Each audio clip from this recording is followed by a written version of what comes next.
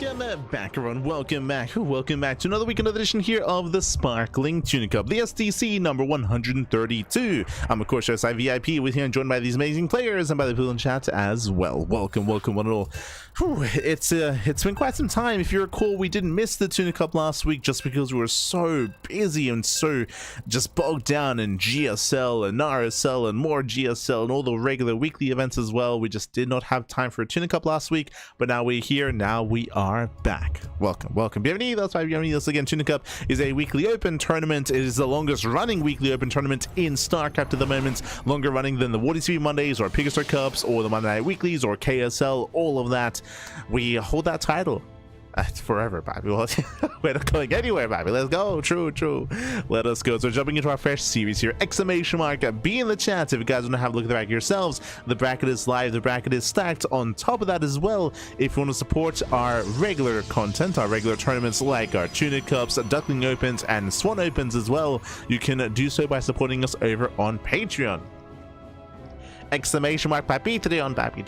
True. We have our Patreon available if you do wish to support us. Otherwise, let's jump right into our first series. Spawning in the bottom right hand corner, we have the Cannon Rusher himself. We have the Ukrainian Protoss, the yellow Protoss for Bing Bong Exports. It is Gref.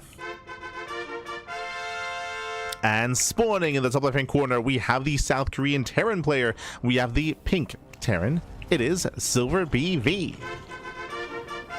And if you're in the chat, predictions are open and gamble while you can because the Cannon Rush is about to begin. The Cannon Rush is upon us here as the first pylon gets run down. Yeah, the probe gets into the main base. We have two probes being sent out. The boys are being pulled. Silver BV does get us around to the first pylon, but we are threatening the mineral line. We're threatening here. Ooh, setting up behind the... Oh no, he sets up. Yeah, he does set up here. We have a wall of pylons. We have a second probe that is going to be coming in as well. The first pylon will be focused down and will fall, so the pylon is dealt with. But what about the wall here behind the mineral line? As so far, that probe is safe. Yeah, the probe is safe behind the wall.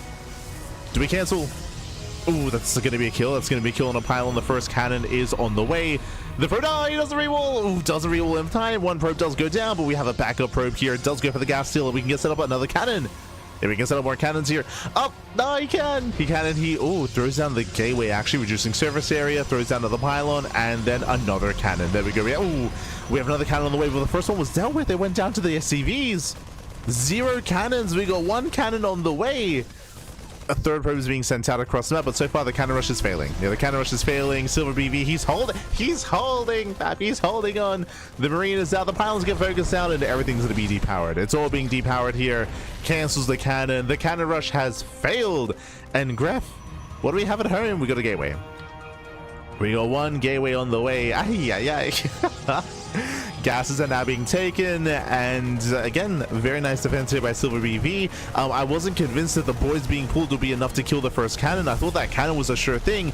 If you remember, Greffy was seconds away from fully walling off with a backup pylon, but he failed to throw down the pylon in time. That could have been game, by the way. If he had walled that area off with that 1 pylon, reduced surface area, the cannon finishes, and then bam, you can continue pushing towards the mineral line and protect your second cannon with the first one, right? And things would have gone out of hand there, so it was very close, very clutch, but in the end, Silver BV, he holds CC on the high ground, and we got defense. Oh, I was about to blindly, how dare I was gonna say defensive cannons. No, we're setting up cannons outside of the natural. We're walling Silver BV in. We're walling him in to make sure there's no early move out, to allow for Gref to build up back at home. I would imagine into a Stargate. That'll make the most sense. Cybercore is done. Gases have been taken. It is a Stargate from across the map. For a moment, I was like, oh, we're going to go Stargate back at home and then macro. No. We double down Stargate alongside the wall of cannons into, I would imagine, either a Void Ray Rush or a Tempest Rush. Going Stargate into Void Ray, into Fleet Beacon, into Tempest. That would make the most sense in my mind.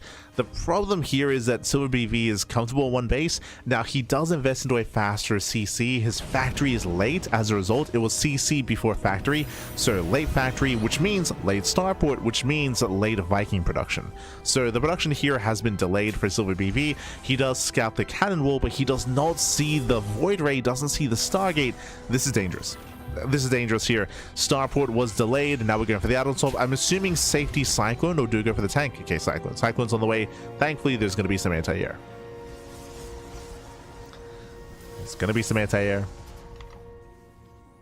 I got you. True. Oh no.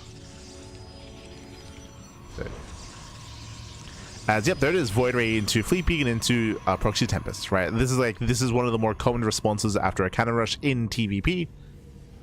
Is to go to Proxy Tempest. Void Ray picks in. Cyclone is out, but there is a battery to support. Yeah, there is that battery. Despite that, the first battery does run out of energy. It's out of energy here. We do have Macro accelerators on the way. We need some Vikings alongside this. Oof. We do need some Vikings. So far, we're holding on with that one Cyclone. There's one boy being pulled to repair. Deeper goes down. No supply block. Tempest production has begun. Now again, as we're building up these Tempests, without Vikings, it's going to be difficult to actually deal with the Tempests themselves. There we go. First Viking is on the way. The bunker, it feels a little bit too close to the edge here, so it can be abused. As once again, the battery is going to be running out of energy. We now have a second Cyclone. Again, this bunker actually disrupts the ground movement of the Cyclones to try to get within range of units. And Gref is expanding. Technically true. He's getting a natural. Very cheeky. I shouldn't hold on to it though. Yeah, there's just too much DPS here. Viking has arrived. We got the lock on the Void Ray. Ooh, does focus on the Cyclone. Oh, but does pay the price of the Void Ray. A 1-to-1 trade. There's a cancellation. And Silver BV, he's somewhat holding on here, going for the add-on assortment to reactivate Viking production. The Tempest should not go down. At the same time, we have the repairs. The repairs, they maintain the Viking. Oh no, the Marine. Down Sniper Marine. And Marine goes down. Tank is under fire as well. Tank falls alongside them. Cyclone almost goes down. Heavy losses already here for Silver BV. Some heavy losses. And the Tempest, they still wreak havoc. Now, what's important here is the energy. You can see the energy on all these batteries have run out. So there's less support for the Tempest. We need those Vikings.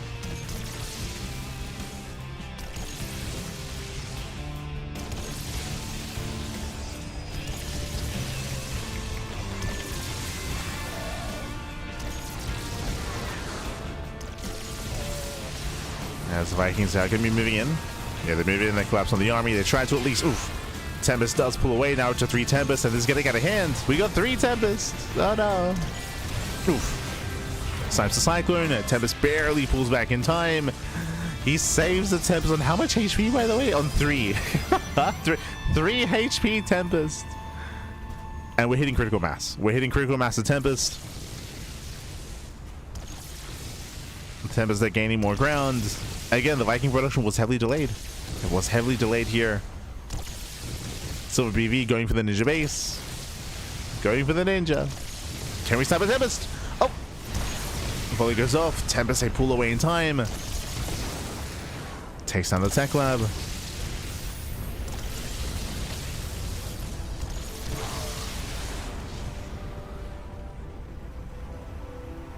Yeah, takes down the tech lab here as Tempest, they do move in. Going for the bunker.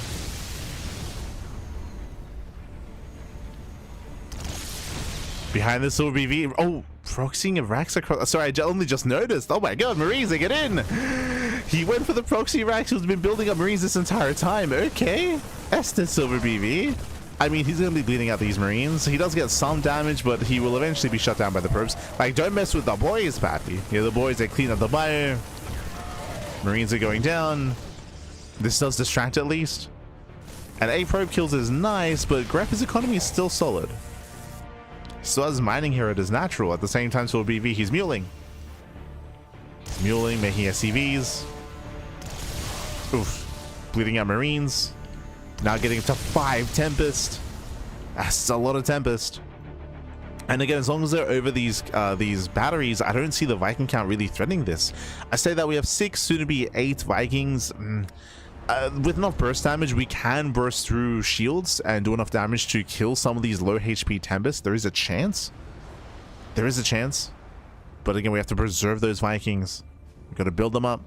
And thankfully, this ninja base is helping quite a bit. Oh no! Be careful. Tempest now shell away at the initial racks. Another Marine goes down. We got a Ghost Academy on the way. Interesting. Oh, gets one. This is what we spoke about. Again, there's enough burst damage here to one-shot. Typically, it wouldn't be enough to one-shot, but remember, a lot of these tempers are low. Right, especially this one here on 3 HP. So one volley should bring it down. He wants it. Oh, he's chasing. It's a bold move, and he barely doesn't. Bleeding out 2 Vikings in the process. That was not worth it. Yeah, messy dive.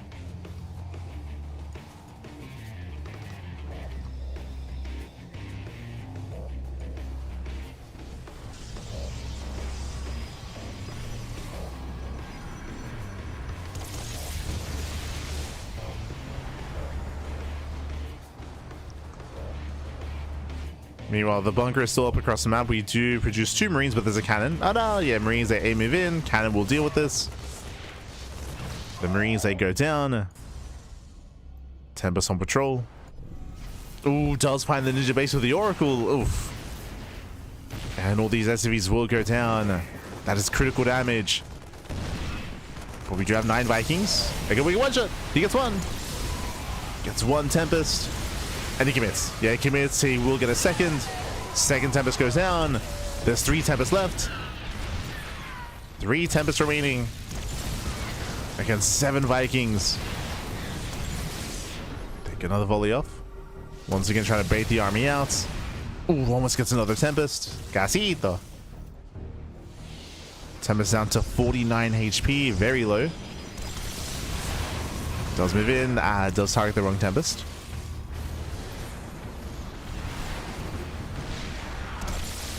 Nice revelation. And nice revelation of the Vikings. They commit. Once again, they do target one of the high HP Tempest. That is going to be 17 probes going down here to the tank, though. Ah, no, the tank goes down. And now the Tempest gun is building back up. We're building back up for soon to be 5 Tempests once again. Oh, no. Another volley.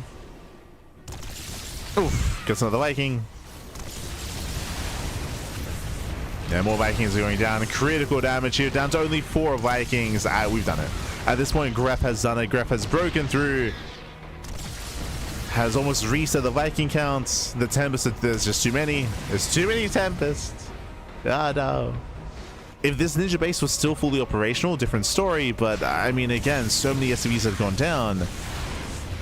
The EMP comes in with a Ghost. But again, there's just not enough Vikings, not anymore.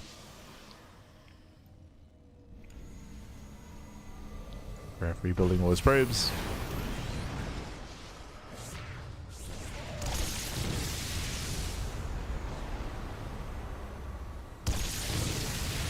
Now within range of the starport. We got a nuke on the way. Where are we making a nuke? Okay. Sure, why not? ¿Por qué no, papi? ¿Por qué no? Silver BV is almost minded of the main. He's almost minded of the main base. Nice revelation. And now he can bully the Vikings. He will lose the Oracle, though. There goes one-shotting Vikings. Gets 1, 2, 3 Vikings at one shots. Ay, ay, ay. Okay, to 4, 5, 6 Vikings. Now we just aim move. Now we just aim move in. Down to 2, down to 1, down to 0. 0 Vikings left. The Ghost goes down as well. GG gets called, and Gref, he will take game number 1. GG. Whew. GG, well played. Gref, the cannon rush initially did fall on its face, and I would say that Silver BV did a great job defending against a cannon rush, but there was another layer to the aggression here for Gref, going into proxy Stargate, proxy Tempest. We had some really nice moves out of Silver BV, going for the proxy racks across the map and building up his Marine count and dealing some economic damage. That was nice damage across the map, but as I emphasized, there were a couple of key moments here for Silver BV that tell us that he's not familiar with Gref. For those who don't know, for those who are maybe not too familiar with the online tournament scene, for those that are unfamiliar, oh, just quickly double checking, Gref, he is a cannon rusher in the sense that he does nothing but cannon rush. There's a couple of players like this. Like I think of Gref, for example. I think of King Cobra, who again does nothing but cheese as well in his own way. I think of Turkey Dano, the Brazilian cannon rusher. Like there are a couple of Protoss players here and there that do nothing but cannon rush and nothing but cheese, regardless of what's going on. And Gref is one of them. He just purely does cannon rush. ByuN, that's it. That's the other one. ByuN is the other one, who's known for pure cannon rushes at the highest level of play. And if Silver BV was aware of that, it was aware of Gref's reputation, then I'm sure we would have been seeing a faster 1-1-1 instead of the command center. It was quite greedy for Silver BV to go for the CC after the racks. That delayed the factory, delayed the cyclone, delayed the tanks, delayed the starport, delayed the Vikings. Everything was slightly later because of that. He was stuck with a CC that did eventually pay for itself thanks to the ninja base, but took a long time for that to really get going. So it was a shaky start there for Silver BV, and likewise was bleeding out a lot of units early on as well, maybe a little bit frazzled due to the aggression that was really knocking him down. And with that, GG well played. Gref takes the first game in the series. Now we're loading into game number 2. I didn't even get a chance to talk about the players themselves just because we just jumped right into the initial game. But for those who are unaware of Silver BV, he did get on our radar during the RSL qualifiers. He's a Korean Terran player. He's a ladder hero, but he did really well during the RSL qualifiers. Like we were very pleasantly surprised by his performance. I remember even reaching out to YoungYakov about it. I was like, "Yo, who is this guy? What's going on?" Like, I'm not familiar with him. I don't know him. And YoungYakov is like, "Oh, he's just a ladder hero." Like, he's like, "Oh, okay." So he has a lot less experience when it comes to the online tournament formats or just tournament format in general. But he has recently been competing more and playing in more tournaments, playing in more events. He was in the GSL qualifiers, the RSL qualifiers. Now, hey, here in Tuna Cup. Let's go. Great to see him. Great to see him in Tuna Cup. This might actually be his first Open Cup. I'd have to double check, but he hasn't played in many Open Cups. So a younger up-and-comer from Korea. And he's been thrown at Gref of all things. He's forced to play against one of the European animals, Pappy. Oh no. Oh no. Let's go. Spawning in the right-hand corner of Verdant Temple, we have the pink Terran player. We have the South Korean Terran. Again, the up-and-coming ladder hero. It is Silver BV. And spawning in the bottom left-hand corner, we have as opponent, we have the Ukrainian Protoss player. We have the yellow Protoss representing Bing Bong Exports. We know what's coming. We're waiting for the Forge. We're waiting for the Cannon Rush. It is Gref. Let's go. Let us go. Este lechito. Printf also. True. Yeah, Printf is another one. So I'm thinking of like Printf, Turkey Dano, Gref, ByuN, King Cobra. There's a couple of infamous players that do nothing but cannon rush, but they do it well, and they can even bring down some of the top players out there. I'm thinking of Probe Scout. Remember Probe Scout, the I want to say the American Protoss player. He infamously cannon rushes Zest in ESL Book of Americas. Prince, he cannon rushed Maru in GSL. Prince, of course, did retire, so he's not around anymore. But he's another one that I'm thinking of. Thinking of Prince. Thinking of Probe Scout. For now, pylons have been thrown down. I've thrown down 2 pylons here. Interesting depot placement, trying to disrupt some of the SimCity here, but no, the cannon gets thrown down. Yeah, throws down the cannon, walls off here with the gateway. Second probe comes in from behind, and so far the cannon rush is upon us, and we're getting behind the mineral line. Yeah, probes are getting behind the mineral line as well. So far, this first cannon is very safe. Yeah, very safe. Oh no, it gets surrounded. 1 probe goes down. Very nice surround here from Silver BV. Surrounds 1. There's 1 probe left. There's 1 left. And he might be able to bring it down, but that cannon will finish. Question becomes, will we get another cannon up and running? The answer is no. Yeah, that probe is so low. First cannon does complete. The probe is trying to circle back around. Yeah, coming from behind, going for another cannon. Reaper does pop up. Ooh, does take down the probe. And the Reaper can stay. Oh, be careful. Yeah, the Reaper can stay out of range. Can focus on that cannon at the same time. Zeld is on the way. There's at least 1 cannon within range of a depot, of 2 depots actually. So 2 depots are under threat, and the Zealot will help maintain this position behind this Cybercore. Cybercore's on the way. Gas is being taken. We're expecting a Stargate follow-up from here. So there's layers to this. There are layers. As Zealot does try to buy some time. Second cannon does finish, just barely. Oh, the Marine! Oh, the Marine goes down. The cannon barely survives, but should go down. There we go. It does go down to the Reaper, thankfully. Second Zelt's on the way. Another probe as well. Oh, we have another probe. Oh, the Marine goes down. No, the Marine goes down. Only one Reaper for DPS here, and we have another wall of cannons on the way. Yeah, 2 more cannons are being thrown down. They're within range of the bunker and within range of the racks. I mean, so was the first cannon, actually. The racks is under fire. This is getting out of hand. Yeah, it's getting out of hand here as this bunker should complete eventually. Also, thankfully, there's a factory behind this. It's further out of range. Both cannons finish. We could have focused on the racks itself, but it does catch fire. It's burning down. Yeah, it's burning down. Boys have to be pulled. Oh no! The racks walls. And it's getting at hand. This is how many kills? 7. 7 SCV kills. We gotta count. 7 SCVs. Bunker goes down. Stalker does reinforce. Remember, there's no Stargate. The Cybercore is done just for reinforcing Stalkers. It's just for the Stalkers this time. We have batteries behind this as well. And now with the Stalker, we can fight the Reapers. I can fight the Reapers. And welcome to the online tournament play. Okay. Oh no. Estes Silver BV as Greffy's gaining ground. Thankfully, there is a tank. The tank does hold the line. Takes down both cannons. Stalkers, they move in. They want the tank. It does want the tank here. The batteries are in position. They can support. Pulls back to the battery. Oh my god. And thankfully, thanks to the boys, the tank is repaired. Yeah, the tank is barely repaired. Now within range of the gateway. Third Stalker has arrived. Can try to get behind the mineral line here, but the tank does cover this. Oof, massive tank shot. Massive tank volley. He's tempted to dive. Up to 4 Stalkers.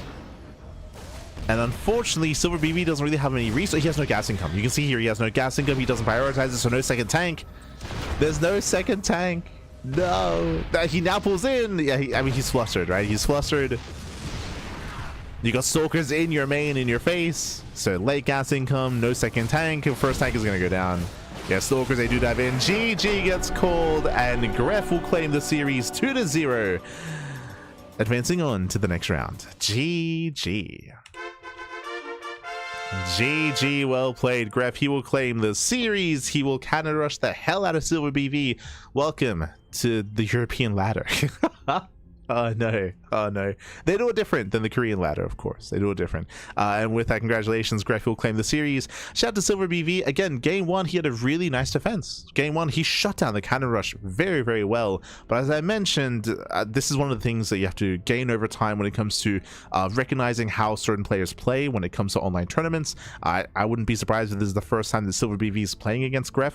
Greff has a reputation, but if you don't know it, then he can catch you off guard. It's similar with Homemono, for example. Homemono, he infamously caught players like Harstem off guard. You know, players had never played against Homemono like a year or 2 years ago, and Homemono would catch him out with non-stop cheese and non-stop aggression.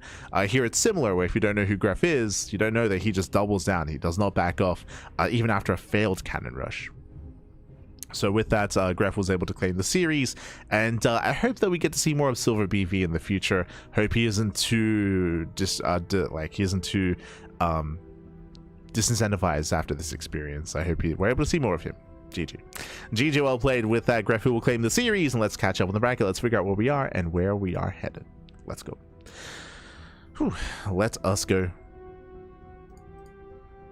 As Greffy does advance on to the quarterfinals. Meanwhile, Classic versus Roxas. I believe they are mid-series as we speak. Yep, they are mid-series. They are currently getting into, I would imagine, game 2. I imagine they're mid-series. The winner of that series goes up against Greff, so we're going to be following Greff into the winner of that matchup, most likely Classic, into a PvP. Scrolling down, we have Geralt. Geralt, he takes down his opponent Camo 2-0, waiting for the winner of GgMaChine and Monster. is waiting for the winner of that series. Scrolling down a little bit further, we have ByuN. ByuN is up against Rao.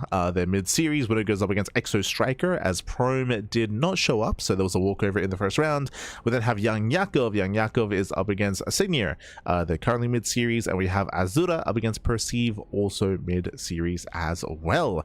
So let's line up here. When it comes to our tournaments, we do have our top 2 seeds. That is Classic and ByuN. You can see Classic on the top side, and you can see ByuN on the bottom side. So they are split up here. The top two seeds of the tournaments.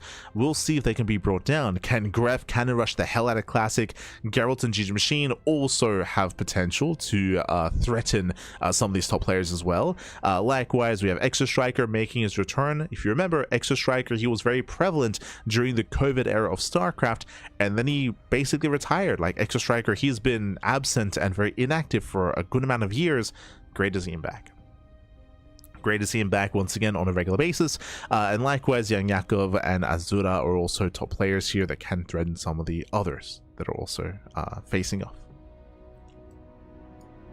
As it looks like there was a walkover. Unfortunately, it does sound like Roxas had some PC issues. There were some connectivity issues that were going on. So unfortunately, there was a walkover. So Classic, he does get the walkover win. And Classic versus Gref is coming up next.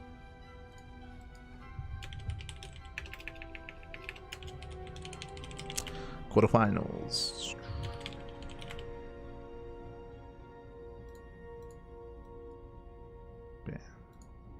Okay, just need a moment to set up our players and to set up our matchup. Likewise, when it comes to this tournament, our semifinals are always casted, both of them, I should say. So if both of them become available at around the same time, then they will be held, and we'll be able to cast one and then the other thereafter. But because the upper bracket is a little bit faster, we might be able to line it up where there's very little downtime for the players. We'll see. We'll see. Depends on the first round, as we still have matches ongoing. They're still ongoing. Just catching up with the chat. Maybe Geralt versus GgMaChine? No. So typically we do follow players. So we just covered Gref versus Silver BV, so we're going to be following him into Classic. That is the plan. We do avoid kind of jumping around the brackets and jumping around to other matches. We do try to avoid that, just to have like a cohesive narrative going and progressing through a bracket.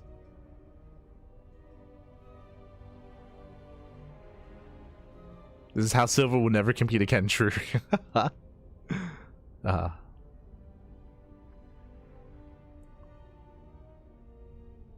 Non-stop cheese does sound delicious though. Oh no.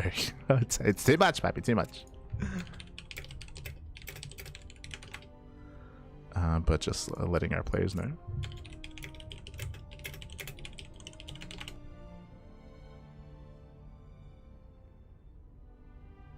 Five-minute best of 3 incoming. I mean, I would imagine it'll be a fast one, regardless of how it goes.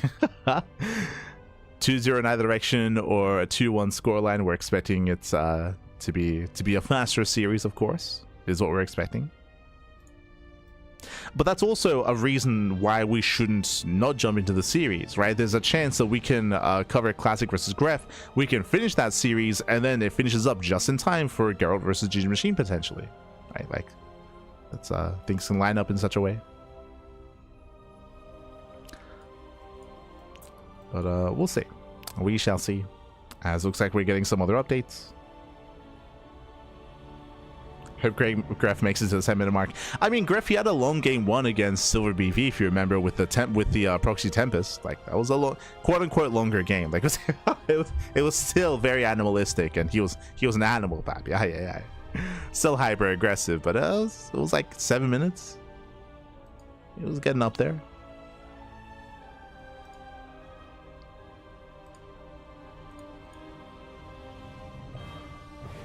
As we do have another update here, ByuN takes down Rao 2-0 and is going up against Extra Striker in the second round. Best of luck to ByuN and Extra Striker. Again, Extra Striker, he only recently returned to the game, and if you recall, he was coming up with his own builds as well. It was very quirky and very unorthodox. We were casting Extra Striker last week, and it was definitely very interesting what he was kind of bringing to the table. It was very messy is what I will say, a little bit messy and a little bit rough around the edges, but we did appreciate it nonetheless, as looks like the Vitas are done. Yeah, Vitas are done, and we're jumping to game one. Game one is going to be at Eternity's Edge. Oh boy. Something that I didn't get to mention, which we kind of just assumed, I mean, you can tell in the title of the stream, but welcome to the another Team Liquid map contest version of the tournament. Here we are featuring purely TLMC maps. We've been doing so for the past month, so it's been quite some time since we've been just focusing on purely Team Liquid map contest maps, as much and as best as we can. And for this week, we are featuring at Eternity's Edge, Blackrock, Exarch, Lockdown, Lumen, Old Sun Temple, Rorschach, Verdant Temple, and Wave Breaker. So each week we alternate. We kind of like, because there's 16 maps in total, so we alternate and we mix and match from those TLMC maps. But here we go. Here we go. We're getting into our fresh series, and spawning in the bottom right hand corner of at Eternity's Edge, we have the blue Protoss player, the blue Protoss player himself, the South Green Protoss representing Virtus Pro. It is a classic. And spawning in the top left hand corner, we have his opponents. We have the yellow Protoss player, the Ukrainian Protoss representing ByuN Exports. It is a Gref. Yo, we're repping the flag with the colors, Pappy. True, true.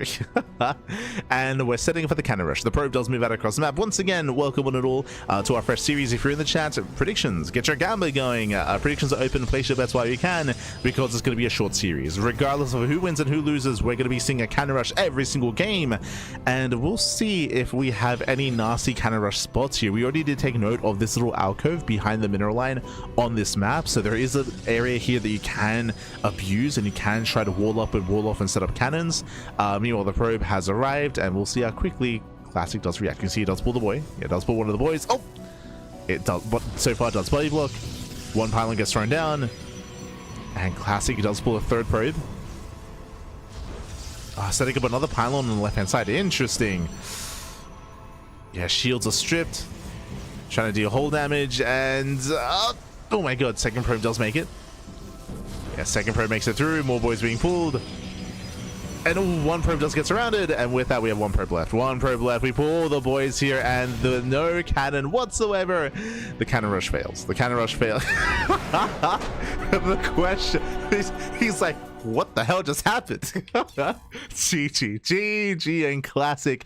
He surrounds, he locks down the probes, and with that, the cannon rush gets shut down before any cannon really gets up and running. GG, well played. A clean defense there by Classic. He was able to catch up and lock down all the probes, and now we're getting ready for game two. Now we expect another cannon rush, and we'll see if Gref can make it through and actually set up a position. It all depends on the map, though. It's very, very map dependent here. And I should also emphasize as well, unlike Silver BV, who's new to the online tournament scene, Classic is a regular. He plays in almost all online tournaments. There's a couple of like grinders, or there's a couple of players that play in everything.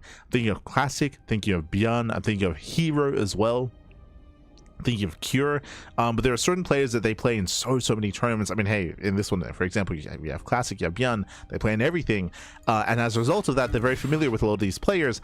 Unlike Silver BV, I'm sure that Classic, again, he's fully aware of Gref's cannon rushes. He's familiar. I'm sure he's faced against that style before, and he is mentally prepared for it. There we go. Oh, as game two is going to be on Wave Breaker. Now, Wave Breaker has speed zones in the center that does actually help accelerate probes getting across the map. That is true, but I don't think there are any big cannon rush spots on Wave Breaker. We'll see. We'll see. I haven't seen anyone try to cannon rush on this map before, so we're gonna find out together. Gonna find out together. And spawning in the bottom left-hand corner of Wave Breaker, we have the blue Protoss player, the blue Protoss player himself. We have the South Korean Protoss representing Virtus Pro, leading the series 1-0. It is a Classic.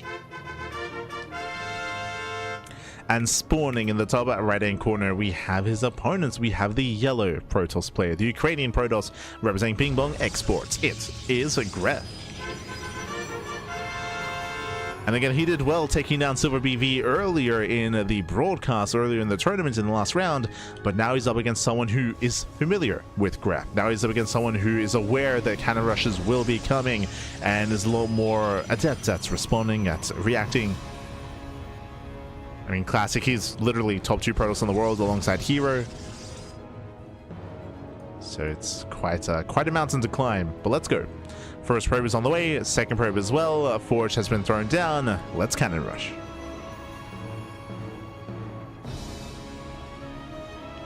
Classic does chase immediately. He's immediately on the probe, sends out a second worker. Once again trying to zone back. We set up the wall here on the... Oh, he does not wall up. Yeah, barely does not wall up. But has set up some interesting SimCity here, but he's going to be zoned away. You can see Classic, he's keeping his probe here at the entrance.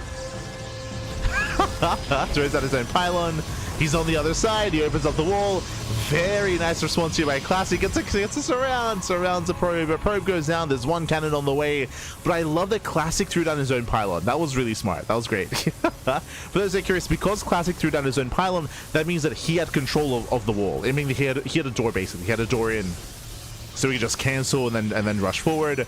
Surrounds a pylon. Pylon goes down. Zelda's out. The initial cannon is under fire. There's one more probe here on the low ground, but the cannon will fall. Gets one probe kill. But again, a really slick, a really quick response. GG, Classic, who played the series 2-0, advancing on to the semifinals. GG, oh my god. GG, well played. A very impressive defense there by Classic, more so than last game. Last game, he was able to just get on top of the probes, surround them, zone them away, and deal damage over time. But here, there was a little bit more flair to it, with Classic able to throw down his pylon, initially, if you remember, keeping his probe at the entrance, with that little gap as well, then throwing down the pylon, creating his own wall off it, getting his, and chrono boosting his own zealot, breaking through the wall as well, and getting on top of the cannon. Very quick thinking there by Classic. GG. GG, well played. With that, Classic does advance on to the semis. I believe he should be the first semifinalist here, and he is our first semifinalist in the bracket, and we still have matches ongoing in the first round. Let's go, let's go. GgMaChine versus Monster is still ongoing, I think. Let me just double check. Actually, there's a chance that that isn't the case. There's a chance that GgMaChine and Monster are finished and that Geralt is playing. Let me just quickly head on over to Europe to double check. Likewise, ByuN versus Extra Strikers mid-series, and Yakov is still waiting for the winner of Azura and Perceive. Still waiting for that matchup to conclude. There we go. We just got a result coming in. Whoa, 2-1. Oh, hold on. It's the Monster taking a map off of GgMaChine? That's crazy. That's very unexpected, so very nicely done there by Monster to force the ace match against GgMaChine. Again, GgMaChine is one of the higher seeds of the bracket, so to see him drop a map, that's definitely a surprise to me, at least.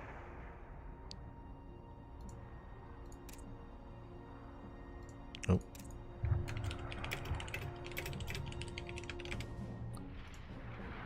So shout to Monster,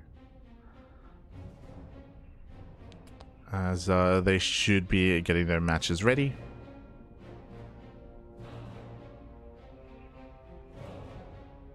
Likewise, there's still that one series on the bottom half of the bracket, because that looks like the lower half of the bracket is taking a little bit longer. So again, ideally it's all lined up where we can cover the upper semis, then lower semis, and then grand finals thereafter. That will be the plan. But even if that doesn't happen, as a reminder, for our tournaments, you can see here both on stream, both semifinals are always held for our tournaments. That is always the case. That is not the case for all tournaments. I know that, for example, Tuna Cups, they just run everything at the same time. For Monday Night Weeklies, they run everything at the same time, but for our turn, and for KSL, they run everything at the same time as well. So that is on a tournament by tournament basis.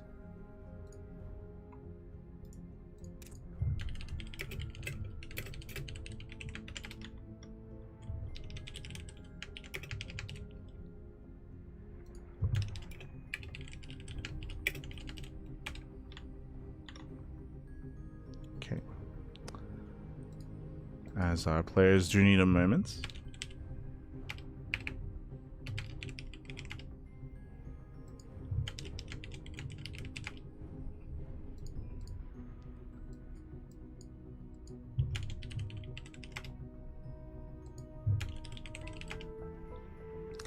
And we are going to be cutting to a very short break. Un momento here.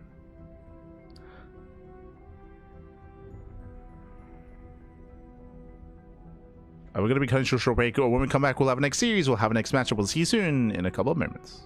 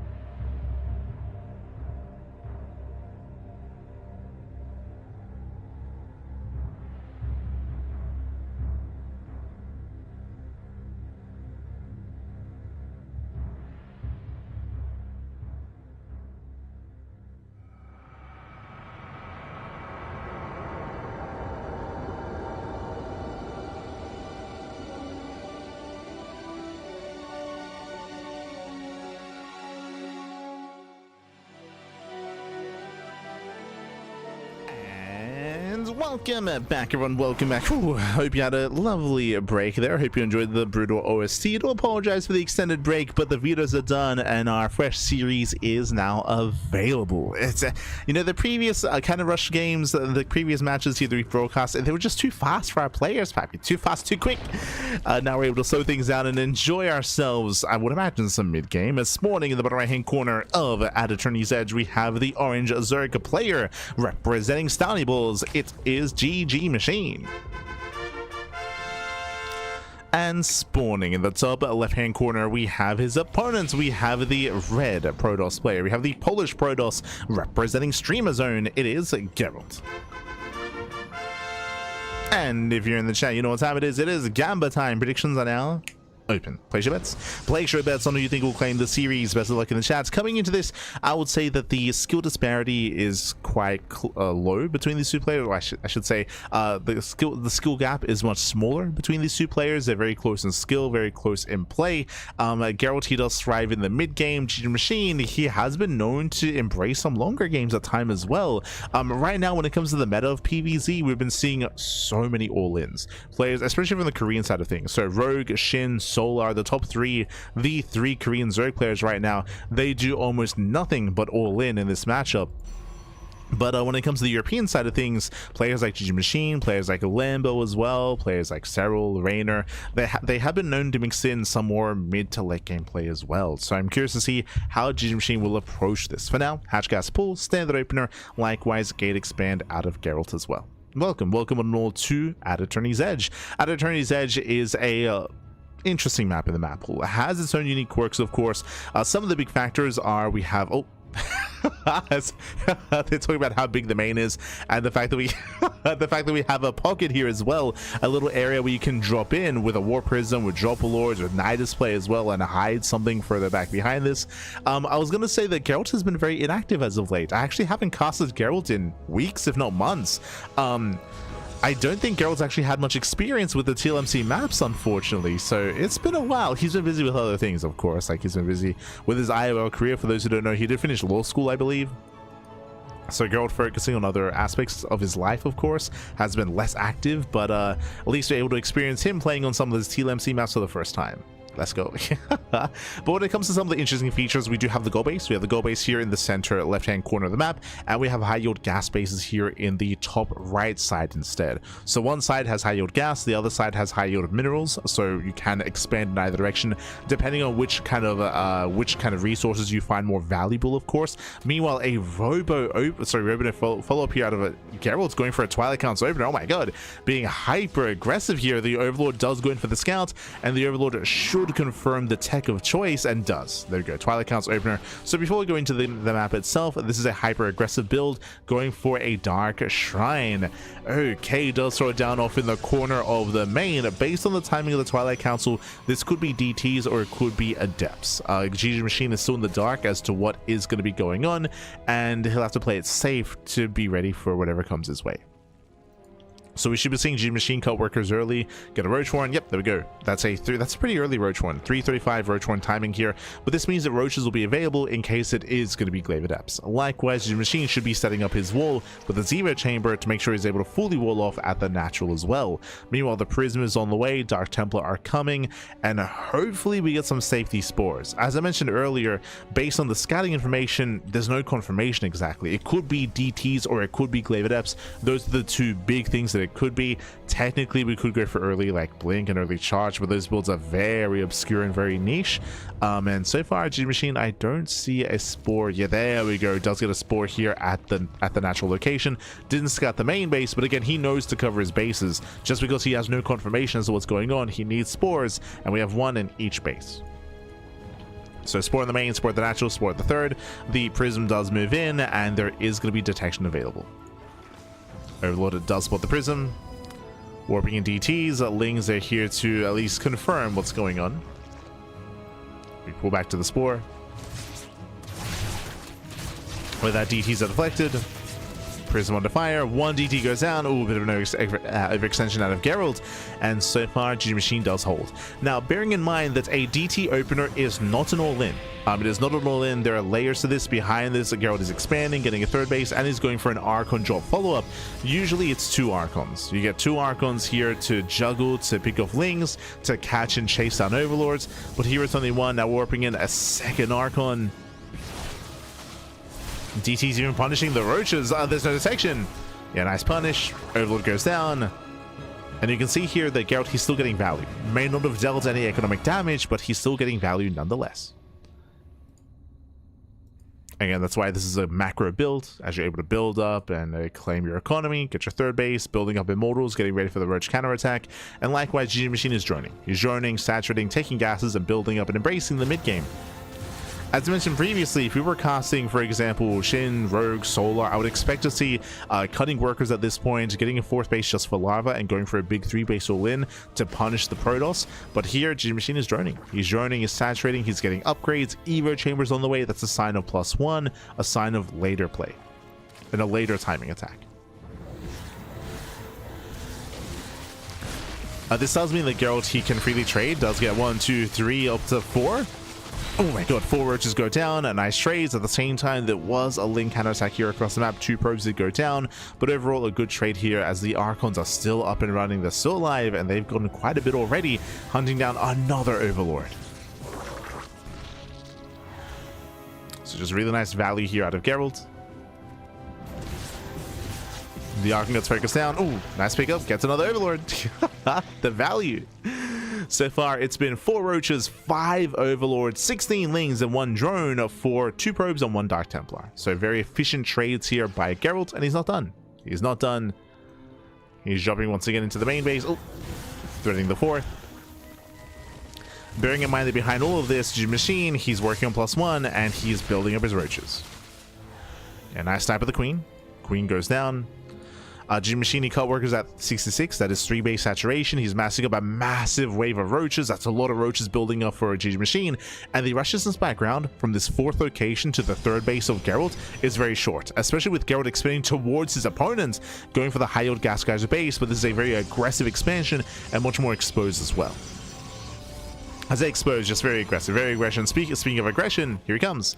Geralt's the first to push. He's the first to move out. Now, thankfully, GgMaChine is making nothing but roaches. GgMaChine does have a decent roach army, but that's 3 immortals. Yeah, it's a very high immortal count. 2 dive on the first immortal. Yeah, does dive in. Biles on the prism. Prism goes out. Massive pickup, and now the immortals will fall. There's no way out of this here. Massive pickup with the war prism. Everything will go down, and it all just falls apart for Geralt as he will lose the entire army. Recalls 1 immortal to safety.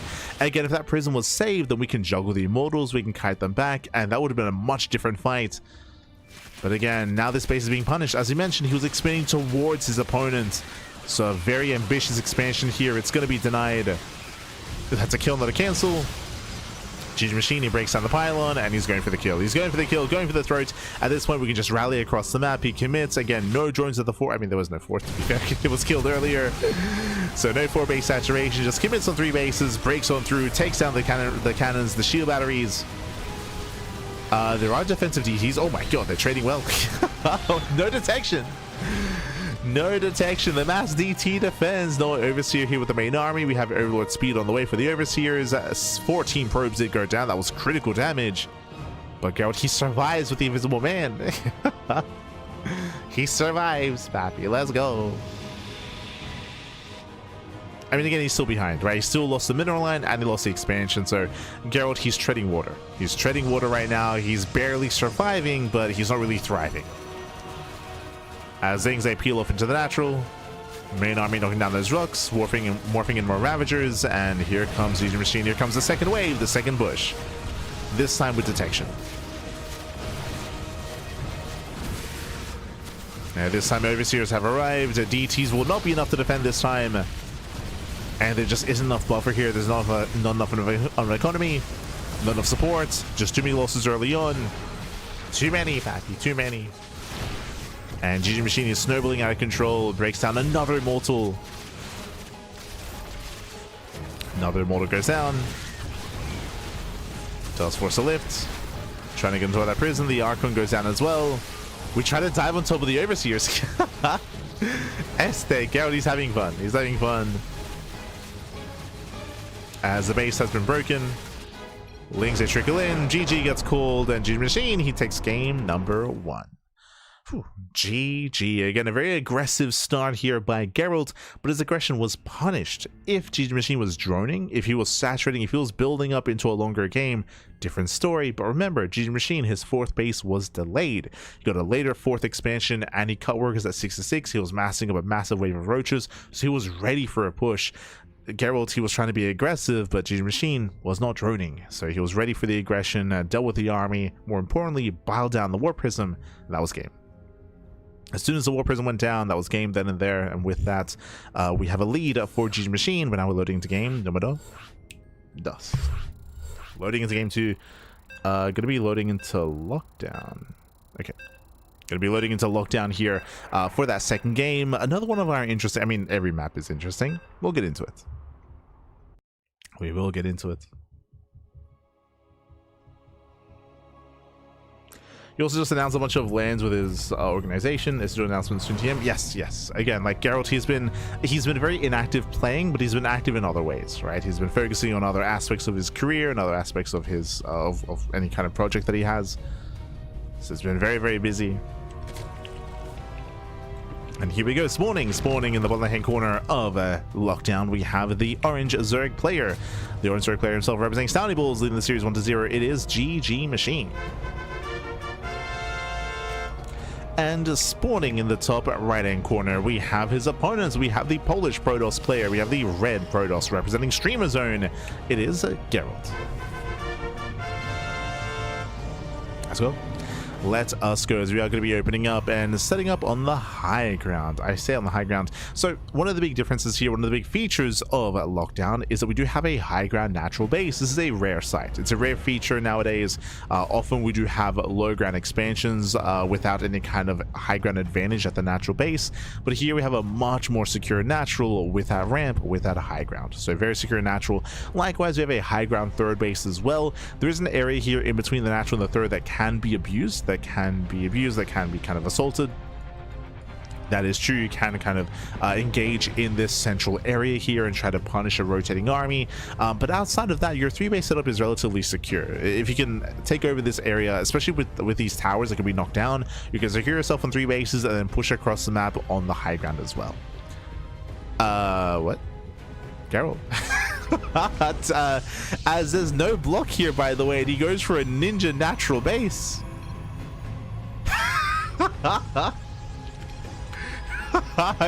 Geralt, what?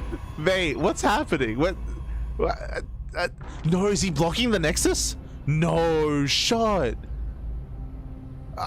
That's why. Is that what just happened?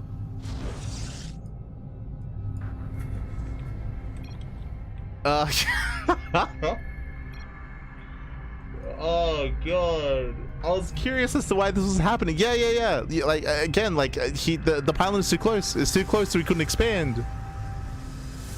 Oh boy. I mean, hey, there's a learning process, right? There's a learning process to each map, of course, to your SimCity, to your placement. But I mean, you can see the outline of the Nexus, and that gives a clearer picture as to how much space you need for a base, and you do need some space here for a set Nexus. That's unfortunate. And if Geralt GgMaChine realizes what's going on, he can punish this real hard, as he does see no expansion at least. Wonder if he's aware. Shout out to the Tuna.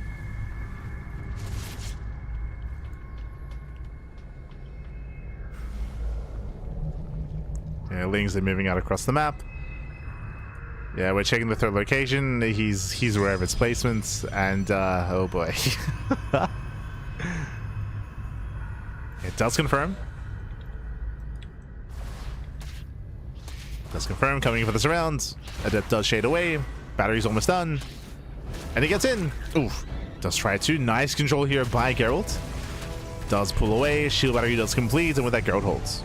So far, he does hold on. Lings have rotated over. There's a sentry in position. We can force field. And so far, we're holding. We're defending. So far, so good. I would say the later mid-game kind of roach defense is going to be very difficult here for Geralt, just because of the placement of his buildings overall and how exposed this base is. But we'll see how GgMaChine does approach this. For now, he's making overlords, droning, saturating. And you can see Geralt has to kill his own pylon to make a nexus. Pylon goes down. Now he expands. You know, Geralt, he's making this work. It's okay. It's okay. Oof. Yeah, as GgMaChine, he can just abuse the central location. Surrounds the Stalker. Oh, doesn't quite get a kill. Stalker does survive. That was a big investment by GgMaChine. We have 6 more Lings on the way.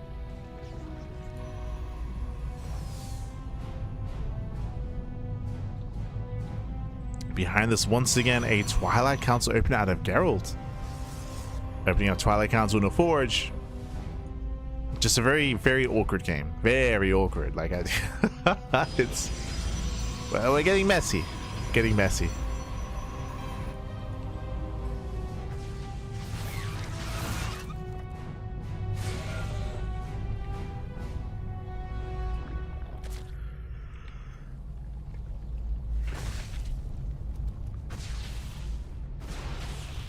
Geralt, he's trying to break out. He's got the sentries, like a Soul Train-esque move out here. He has no upgrades, just heavily reliant on his sentries and force fields.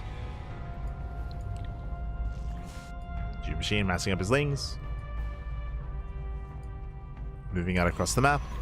I mean, there is an opening here at the natural, the quote-unquote unnatural natural. There is an opening.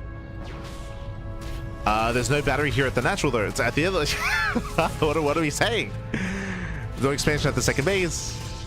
Lings that commit here in towards our expansion. Like, I don't know what to call it. Like, is it the natural Lings that are surrounded here on the sentries as well? The battery's doing what it can, but sentries going down. Yeah, brutal pickoffs here. Losing a sentry early on, losing a stalker as well. Battery's out of energy. But overall, I mean, does recall in time, does hold.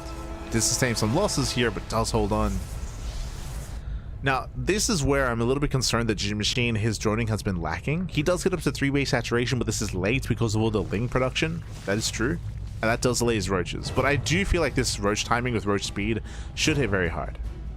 Should hit very hard.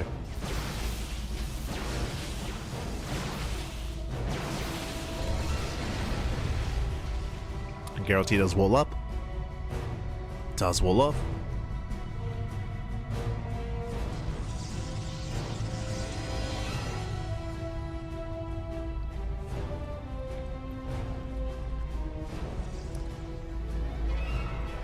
He does look to commit across the map. Once again, he's playing with fire. And behind this, GgMaChine has not been droning. He's making nothing but roaches. And here comes the main bush. Here comes the main army. They do pass by each other. Geralt does hit the 4th base, and GgMaChine, he responds. He reacts, he responds. Forced to engage with the main army. Does get a sentry. Even coming in from behind as well. It's coming in from behind while it's connecting with the force fields. All the sentries go down, and Geralt has to get the hell out of here. He's got to pull out.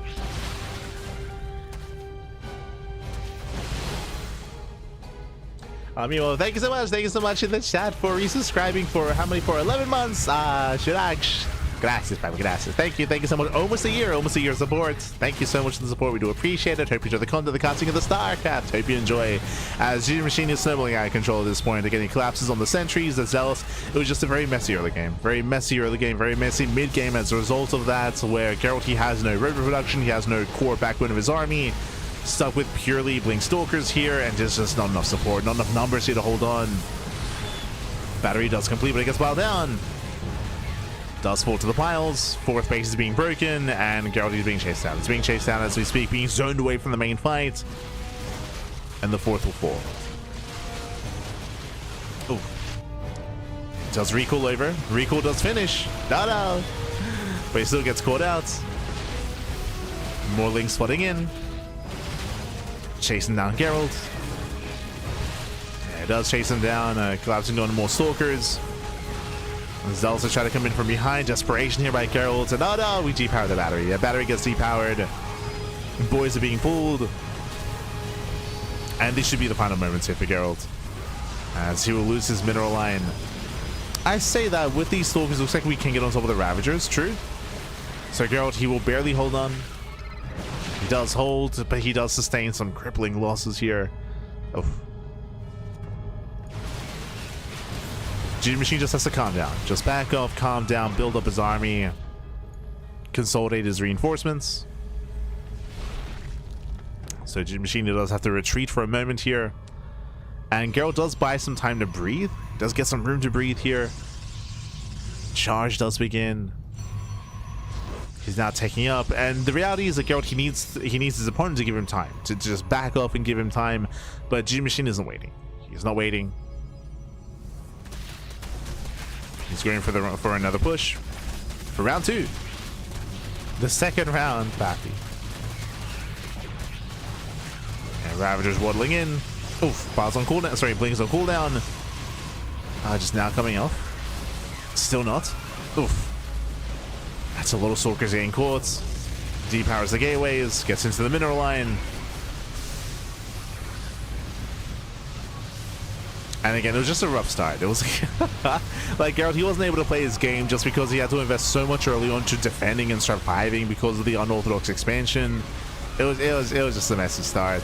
And again, it's just, you know, a learning curve when it comes to these maps. GG and GgMaChine will claim the series 2-0, advancing on to the semis. GG. GG, well played. Again, just a really unfortunate start there for Geralt, as again, he's a little bit more unfamiliar with some of these maps and pylon placements and wall offs and things of that nature. Like, there is, you know, a learning curve to that sort of thing. You have to get experience on the maps to actually be able to get down like how to wall off, how to open up, and yeah, it was just a very messy start. GG. GG, well played. With that, GgMaChine does claim the series, and let's catch up on the rest of the bracket. Let's catch on up. As we do have our next series ready for us here. It's going to be GgMaChine versus Classic in the upper semis. Going down, we have ByuN. ByuN takes down Extra Striker 2-0. ByuN waiting for the winner of YoungYakov and Perceive. Oh, they also just finished, by the way. So it looks like we have both semis getting ready at the same time. Now, I will be jumping on Classic series first because he's been waiting longer. So Classic versus GgMaChine will make the most sense. As Classic has been waiting for like half an hour. Oh my god. He's had a lot of downtime.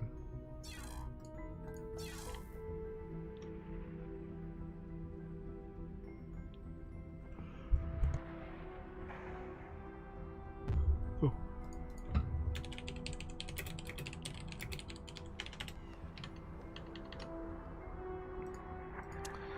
So GG, well played.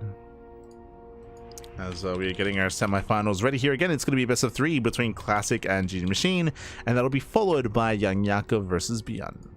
Okay, as I mentioned previously, Classic and ByuN are the top 2 seeds of the tournament, and they're fated to face off against each other, but we'll see if that'll be the case here. We'll see if they can be stopped. For now, we're going to be going on a short break. Vetoes are underway, and when we come back, we'll have our next series. We'll have our next matchup. Again, we'll have a PvZ with Classic and GgMaChine, followed by a TvZ with ByuN and YoungYakov. Followed by the grand finals. 3 series left. 3 series to go. We'll see you soon after the break. See you soon.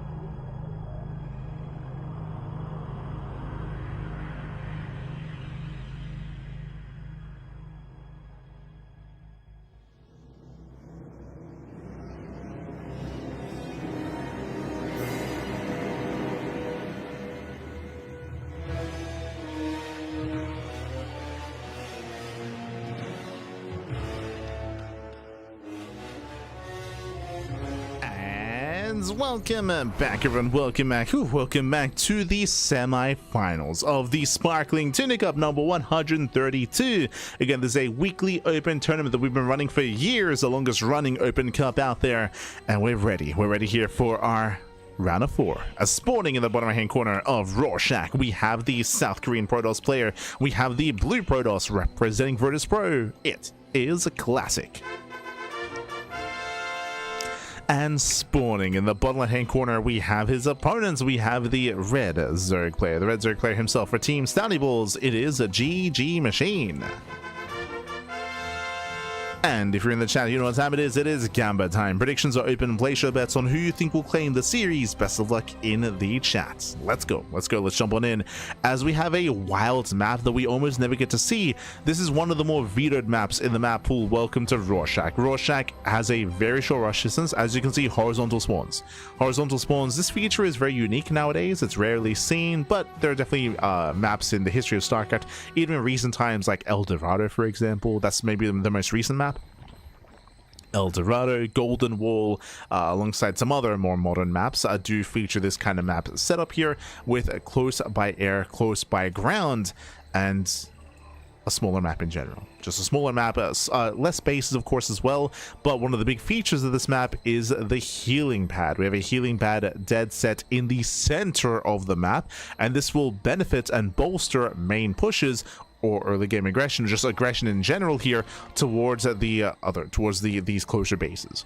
Because of that, taking these closer expansions to the center can be risky because of the threat and because of the value of the healing pad itself. Otherwise, you can expand away, right? You can take this northern base and take the even more further northern base as well, expand away from your opponent or expand towards your opponent. Another reason to expand towards your opponent, by the way, is the hybrid expansion. Here we have half a gold. We have a hybrid base here towards the center of the map.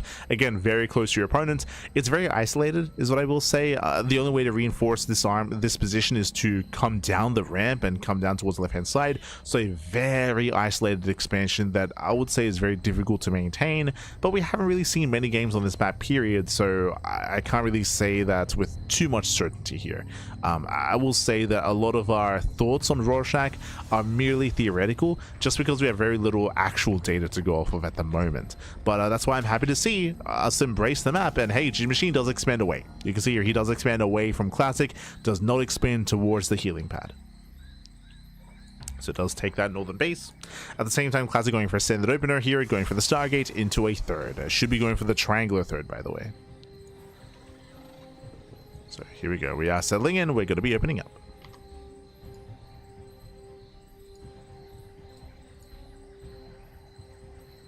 Catching on the raccoon map. Am I missing something? So you can maybe kind of see like the color shading, I guess, color scheme.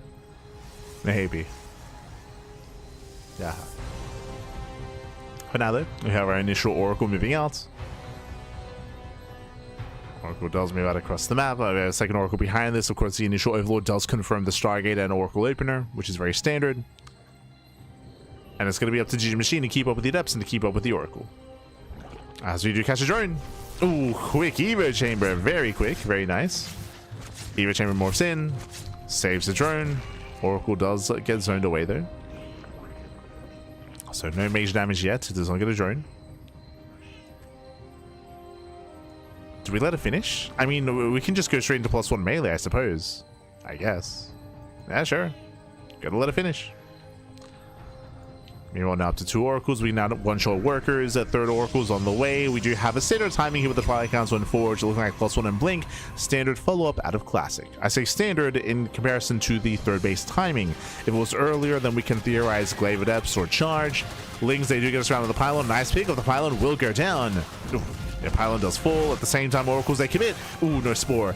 Yeah, there's no Spore in position. 7 drones go down the Queens. They were not quite able to keep up, and that is some critical damage early on. Ay, ay, ay. We expect 2-3 kills, not 7. And both Oracles get away. All the Oracles do get away. We have a third Oracle getting ready to move in as well.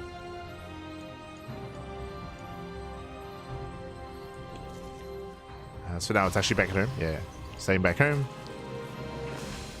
Oracle does check the main, confirming the Eva Chamber, confirming +1 melee. Now, seeing the Eva Chamber this early on confirms that it's going to be a Ling Hydra based composition, and we're going for charge. I do love this as a reaction to scouting across the map, as of course we did see the Eva Chamber thrown down earlier, if you recall, and this build that GgMaChine is going for is weaker against Charger Archon Storm.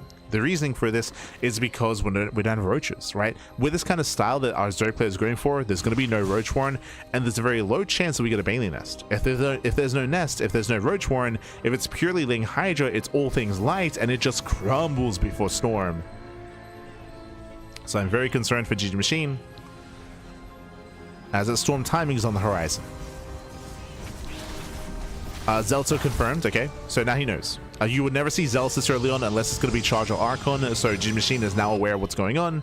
He's aware of the composition, and we should be seeing a defensive Baneling nest. If we commit to pure Ling Hydra, it's going to be very greedy, very risky here from the Zerg. It's going to be very risky. Oh, nice zoning. The Oracle barely gets away, but that's a lot of hull damage. A lot of hull damage on the Oracle. Storm has begun. Again, that's going to be the big power spike for Classic. Is that storm timing? We're going to be following this up with the Archon drop. Yeah, Archons are moving out. Overseer confirms the Temple Archives, but we just with the Archons.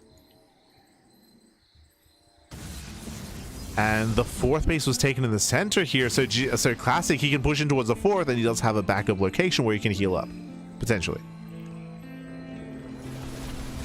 Now there does commit. Hydras are amassing. He wants the Hydras. Yeah, he wants them. And remember, there are no Banelings. We spoke about this earlier. Without Banelings, it's going to be a tough hold here for GgMaChine. Go for another massive warp, and we just commit. Yeah, we commit. We collapse on top of the Hydras. Hydras are going down. And catching at 1, 2, 3, 4, 5 Hydras. Massive big ups here. Queens are tanking, though. Yeah, Queens are tanking well. One of the Archons does fall, and GgMaChine holds. Whew, it's a very messy hold, though. And we just warp in. Yeah, we just go for the warp in, and never mind, because the continued warp ins here, Classic, he has done it. He has broken GgMaChine. Breaks through the Queens, breaks through the Lings, gets over the Hydras. The Hydras, they do focus on the Archon at least. Boys are being pulled in a desperation defense here from GgMaChine. He will be able to zone back that Prism. Again, GgMaChine, technically he does hold, but heavy losses for the Zerg. 13 drone kills and every Queen. And how many Hydras? 14. Oh my god. 5 Queens, 14 Hydras. Again, heavy losses there for GgMaChine. And behind this class, he just gets a fourth. He just gets a fourth base. Warping into defensively. Reinforcements. GgMaChine is hurting. He may have survived, but again, is still struggling to recover. Still has not stabilized. GgMaChine needs time. What I'm concerned about here is the storm timing. Remember, that assault, everything that we just saw was without even storm factoring in. Now we have storm. Classic has got storm, he's got his High Templar. Gonna be reinforced with more zealots. It does reinforce. And GgMaChine, he's still on the back foot. He's on the back foot. So you can see here he's undersaturated. After losing all those workers earlier, he's been unable to redrone. And as things say, got Hero. Hero, as things they do flood into the main base, they flood into natural. Nice run by here. How many probes? 2 so far. We need more than this. Nice target firing, getting up to 5 probe kills, almost 6. Yeah, 6 probes. This is some damage. And GgMaChine is all in. He's all in. We have confirmation. He's not droning. He has not droned in quite some time. The observer sees lack of saturation, by the way. Classic is aware. And we'll see if he can keep up. Yeah, storms are coming in. Oh my god. Yeah, brutal first storm, brutal second storm as well. Storms are connecting at the same time. Lings, they bust into the mineral line. Nice run by once again here by GgMaChine. The run bys are good, but what about the main fight? Oof, as he does take another storm to the face, and there's still, what, 5 storms left? That's still a lot of storms. As Hydras are being bullied back. 21 probe kills again. Very nice run, very nice harassing damage here. But what about the main army? What about the main army is, oh, we have two across the map. All the oracles get thrown away. Messy play here by Classic. Very messy. But it may not matter. Like, at this point, he may not even care. As we're warping in whatever we can. Classic breaks the expansion. The mothership is on the way.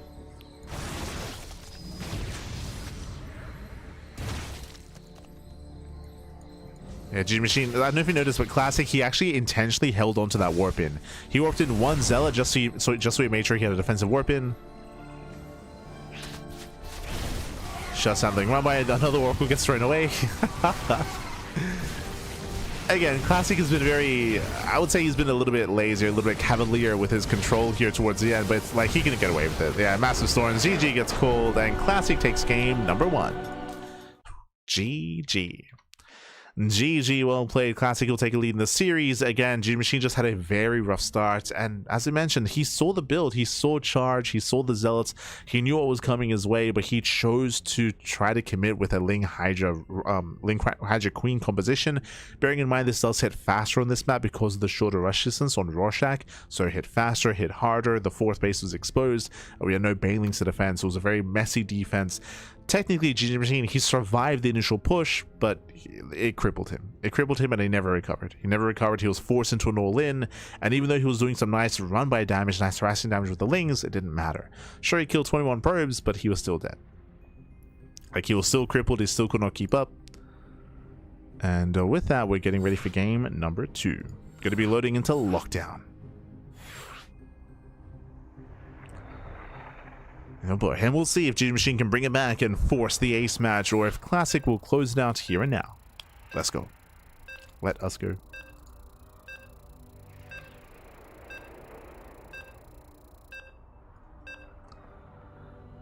Just catching up. Just catching up with the chance. Bearing in mind that, again, if you're a fan of ByuN or some Terran, which we haven't cast in quite some time, that'll be after the series. We got you. As spawning in the bottom left-hand corner of Lockdown, we have the South Korean Protoss player. We have the blue Protoss representing Virtus Pro, leading the series 1-0. It is Classic. And spawning in the top right-hand corner, we have his opponents. We have the red Zerg player. We have the red Zerg player himself representing Stony Balls. It is GgMaChine.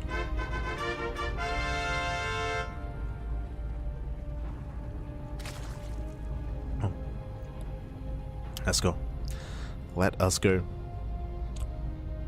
As we are going to be settling into that second game. Welcome to Lockdown. Lockdown, we briefly spoke about this last series, but Geralt had a very messy start, so we never really got to embrace the map itself. But we do have a high ground expansion here.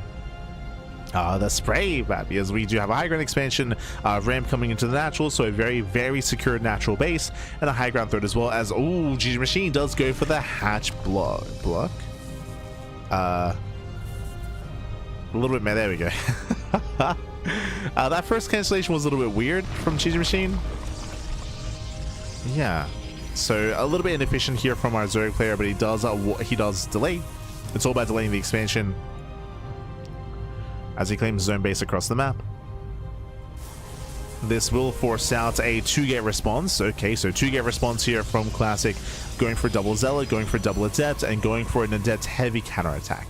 Now, this is nice for GgMaChine. Again, he's forcing a delayed economy, a delayed Nexus, but at the same time, he has to deal with what he's forcing, which is extra gateways and extra gateway units early on. This will force GgMaChine to make early Lings, like he has to make a lot of Lings early on, has to defend with the Queens, and he has to take this seriously.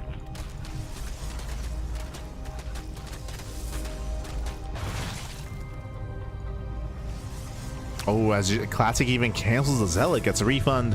There we go, going up to 2, then up to 4 Adepts. It's going to be a lot of Adept aggression.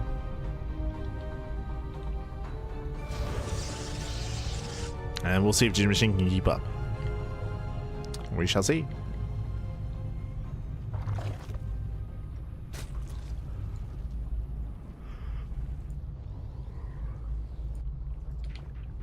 So here we go. Here come the first 2. As I mentioned, here come the 3rd and 4th Adept as well. And we can even go up to 6. Even up to 6. As Classic shades in.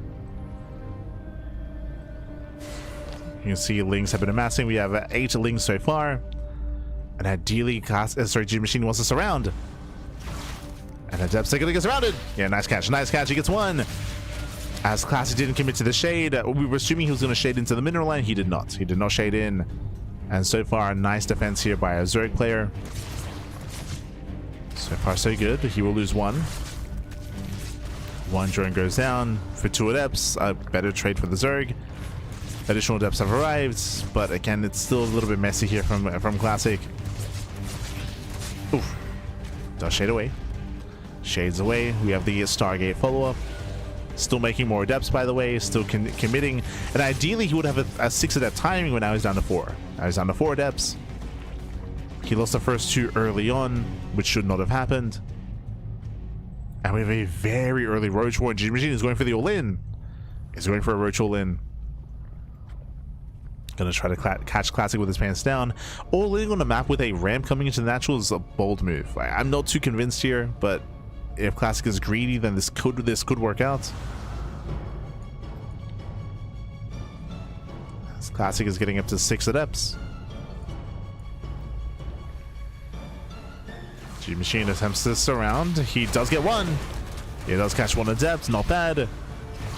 And diving on the rest. Good positioning here by Classic. Does position well, does pull away. Behind this, again, we're just letting roaches. There's no drones, no saturation, no third base. GgMaChine is committing here into a 2-base all-in. And it's all or nothing for GgMaChine.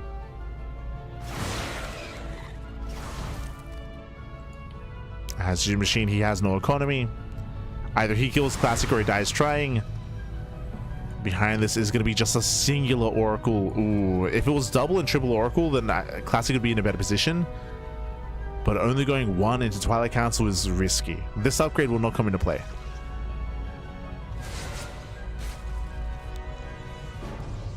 And here come the roaches. Yeah, forcing the recall. Does force a recall. Ideally, we make another Oracle or a Void Ray. Again, Roach is pushing up the ramp. It's not going to work. It's not going to happen. Like, I'll be honest. I don't see it working, but as the Oracle does hunt down one of the Roaches. Second Oracle's on the way. Again, this Oracle was delayed because of the Twilight Council, but this natural would never be broken. And Classic just takes a massive lead. He has 41 probes to 28 drones. Like, again, a very low economy for GgMaChine. He was so committed. He was all in, and the all-in failed. The all-in has failed.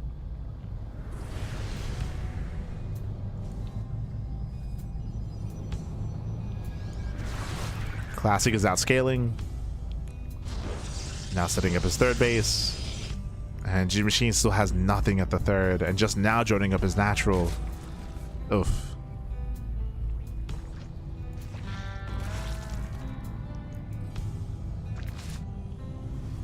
Oh no, the Lings get caught. They get found out.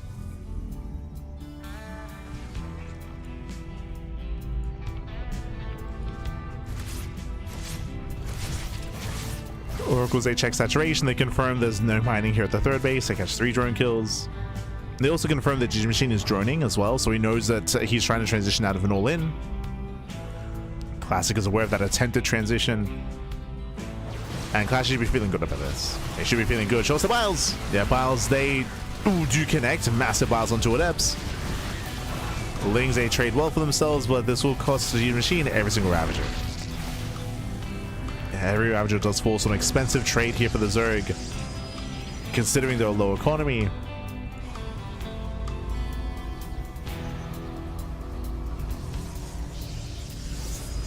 From here we're building up. Getting our third Oracle, eventually a delayed Forge. The builds themselves are very messy for both players. They're a little bit all over the place. Oh god. Catching out 3 more drones mid-transfer. Nice catch out of Classic.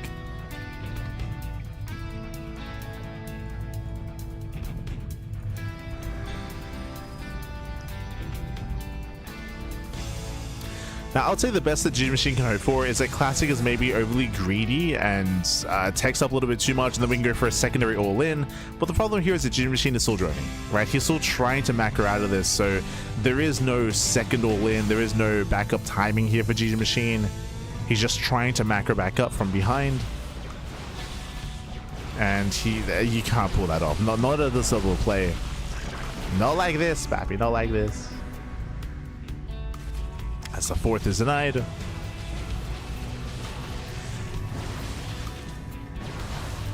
Catching transferring workers, collapsing on the third base. There's no army. Fun fact, there's nothing.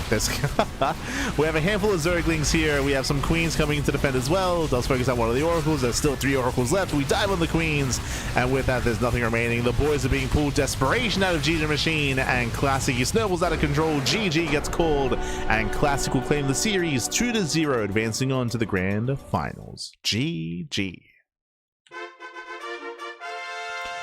GG, well played. A very messy game here with GgMaChine forcing a 2-gate response at a Classic. And honestly, GgMaChine, he defended well. He defended very nicely against the Adepts. He had a decent early game, and then he went into an all-in. An all-in, specifically on Lockdown, is weakened because of the ramp, because of the high ground advantage of the natural.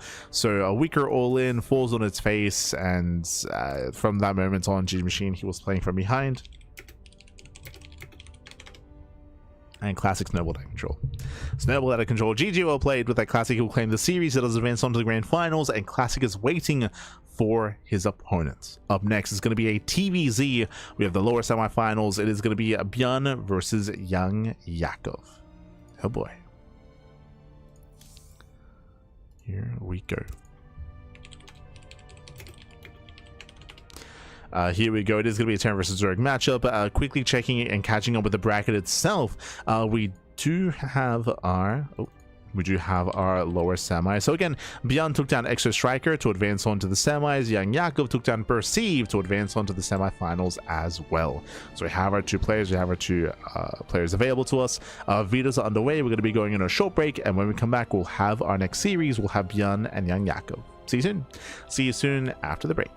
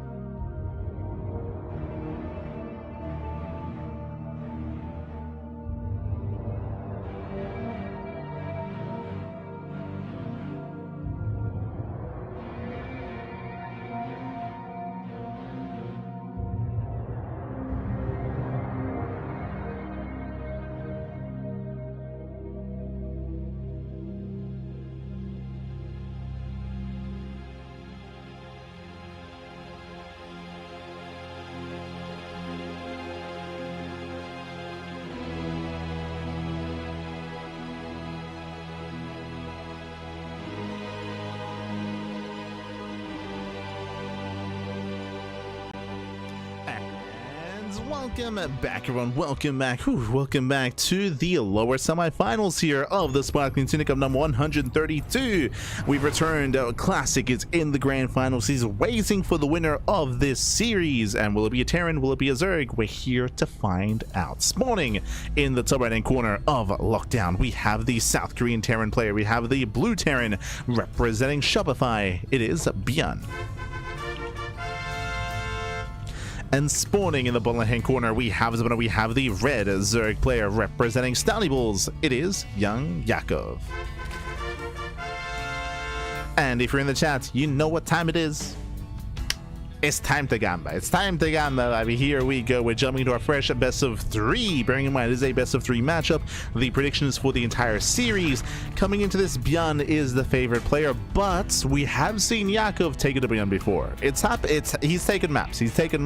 He has been able to make ByuN bleed in the past. And can he do it again? Can he go further? Can we force the ace match?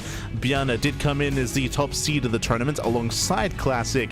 They were fated to face off against each other in the finals, but we'll see if we can stop that from happening. It's on Yakov. Yakov, baby. Ooh, going for a delayed gas. Okay, interesting. You have my attention.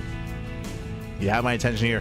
We do have a gasless opener out of YoungYakov. This is quite greedy. It's quite greedy here as we do load into Lockdown. Again, Lockdown has a very defensive 2-base setup here, so it makes sense on this map to go for a greedier build. Now, typically, because the gases are so late, that means you're skipping link speed, right? You're not going to waste any time because your gas is going to be late anyway. No need for link speed. Usually, this means either fast lair or fast roach warren. Usually, you can still go into link speed. That might lead into muted play down the line, but again, typically you skip link speed with this and we invest into some further tech instead. Eyes are on Yakov.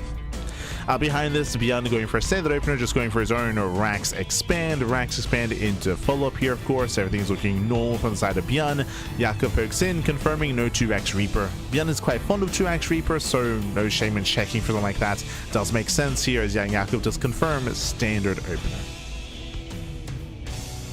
Reaper does move in, getting ByuN's first bit of scouting information. Did not go for the SCV scout.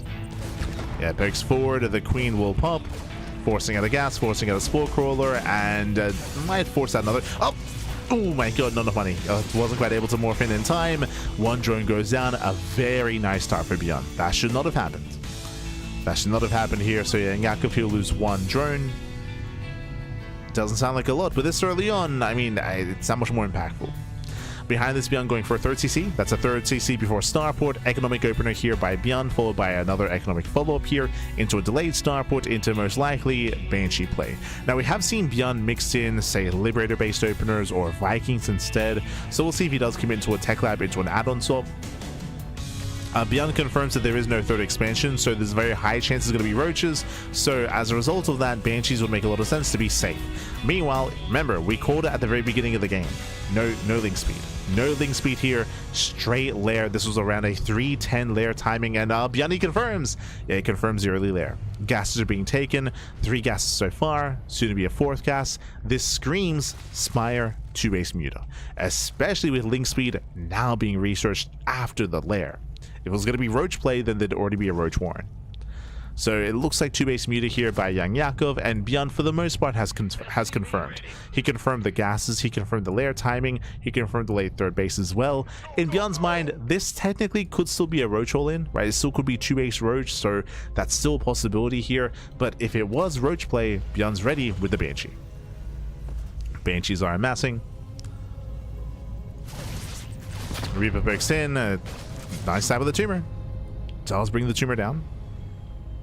Once again, checking for the 3rd. Oh, it's not 2-base Muta. It's going to be 2-base Hydra. Okay, YoungYakov. It's really cool to see this actually get incorporated by some of the Europeans. For those who remember, 2-base Hydra is a relatively, do I want to say common build? It's a common variation of a 2-base lair that we see from the Koreans. We often do see this from Solar. Solar's been very fond of it. Shin has been very fond of it as well. Rogue, he mixes it in every now and then, going into 2-base Hydra. But when I think of 2-base Hydra, I mainly think of Shin and Solar, right? Those are the 2 players that I mainly think of. So it's really cool to see YoungYakov incorporated as well. Now, how does this build kind of like work out here? Oh, this is unique. Oh, never mind. That was going to be a very fast lurker den, by the way. But the way this build works here is that to be able to afford your 2-base, as we are going for the fast lurker den, okay, but to be able to afford your own Ling Hydra production here, no Bailey Nest. That's the big downside. No Bailey Nest to defend, so you are vulnerable to these early bio pushes as you have to purely defend with purely Ling Hydra. But this is a unique variation. Often when we ever see this build from players like Solar and Shin, they go into a big 3-base all-in. They hit a very strong Hydra timing and they hit with Ling Hydra with a very high Hydra count in the mid game, in the mid to late game, off of 3-base saturation. But this is a very fast lurker den, so it's going to be a lurker rush. I haven't really seen too much of this before, so I'm curious to see how this works out. We'll see if the lurkers pop out in time to defend. Remember, Stim is on the way, plus one upgrades are on the way as well. But it looks like Yakov wants to be the aggressor. Okay, so do you see what I see? Very low saturation here. Hydras are amassing. We have a couple of drones. Okay, gas is being taken. Looks like Yakov wants to drone up, but look at the worker count here. It's just a very low economy for a very high-tech army. Right, sure, we have a lurker den, but we can't really morph in many lurkers, though. We can't really afford it. Banshee confirms Big Scout. Big Scout, he does confirm the Hydras. ByuN now knows. He's moving in with his double drop. Yeah, we're going for a lurker drop into the natural. That was the whole point of this build. This whole build was building up towards a very fast lurker drop. And we'll see if it pays off. Let's go. I'm ready. Yeah, you can see here we have 2 lurkers on the top side, 2 lurkers on the bottom side. The top drop is late though, only 1 lurker is morphing in. As again, the YoungYakov trying to hold back at home. Late 4th lurker. We have to hit our timing. And ByuN does have scans. Does react, it does stim. There's the first scan. And does catch out the first lurker. Yeah, 1 lurker does go down. We have another lurker here behind the gas geyser. There's a second scan. Do we have a 3rd scan? Yes, we do. Yeah, 3rd scan pops off and all 3 lurkers go down. It did cost ByuN 3 scans, but he doesn't really lose much. So a clean defense here by ByuN. Shuts down all 3 lurkers. Minimal losses. There's a 4th lurker here at the 3rd expansion, but it's on its own, and ByuN, he can respond. He can react, he can respond. He will soon have a scan. He has one. Yeah, scans available. Ooh, lurker goes down instantly. And this was not worth it for YoungYakov. It was not worth it here. Does get on top of 1 tank. We have 2 more behind this massive tank shots. Hydras, they get bullied back. ByuN is still across the map with his double drop. He stims in, catching reinforcements and delaying the aggression. He even trades with the Hydras. Risky move here by ByuN. Very risky. But everything comes back home. Remember, Yakov was all in. Yakov, he was all in. He was meant to try to kill then and there, but he's forced all the way back into the main. So massive delay for YoungYakov, and now he's forced to attack. Infestation pit, 4th base, drones. Yakov knows he can no longer kill ByuN as he's going for another drop. Yeah, another lurker drop here on the top side.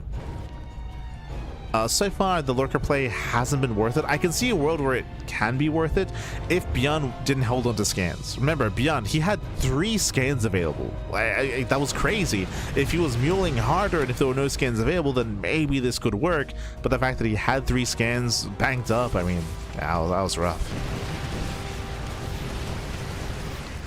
Lurker goes down. We get 2 lurkers into the main base. Might kill a tank. No, not even. Tank survives.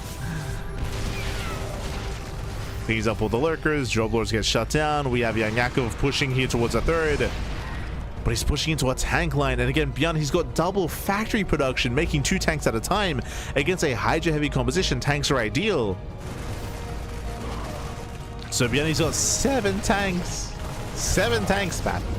It's a lot of tanks. No, we heard you like tanks, Pat. Has ByuN supply blocks? True. No, the Hydras. Yeah, Hydras get called out. 1, 2, 3, 4, 5. High. Oh my god, massive damage here on the Hydras. Yakov gets caught. ByuN gaining control. As I mentioned previously at the beginning of this game, the big downside of going Ling Hydra is no Bailings. So your Hydras are very vulnerable. Hydras, they're made out of paper. Like Hydras, they need support. And if they get caught out like that, they go down real fast. They need that support. They need that buffer.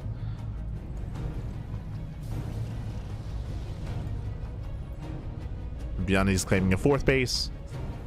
ByuN, he has a greater economy compared to YoungYakov. Worker counts are even, but ByuN has mules. I say that he's holding on to scan energy. True, true. So that is a factor here as well. He's not muling. We have some hold position lurkers here in the center. ByuN, he does bypass lurkers completely. No, they're going to be denied. We have 5 lurkers morphing in. They all get canceled. And with that, ByuN, he breaks the 4th. He breaks the 4th base. Again, these lurkers out of position, force a counterattack. The base goes down, and we're going for a quote-unquote base trade here, but there are defensive tanks. So we have a scan. Yeah, we have a scan. Massive pickups, catching out 2 lurkers already. ByuN moves in. And GG gets called. GG gets called. He had 10 tanks, and ByuN takes game number 1. GG. Whew. GG, well played. A very unique build here from YoungYakov. Winding it back, it was 2 base lair, not into Muta, not into roaches, but 2 base lair into 2 base Hydra, which again we do see from the Koreans, but rarely from the Europeans.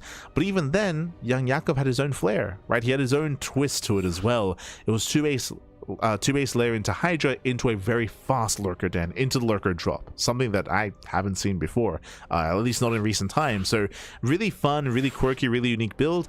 And again, it got shut down hard, by the way. It got completely shut down. It was not worth it, but I can see it working if ByuN was muling, right? If ByuN was muling, if he didn't have scans available, then I 100% can see that working, wreaking havoc, causing chaos in the main, causing chaos at the natural, causing chaos at the 3rd base, forcing ByuN left and right, pulling him apart, and dealing some critical damage, denying mining, killing SCVs. I can see this working, but ByuN was banking 3 scans.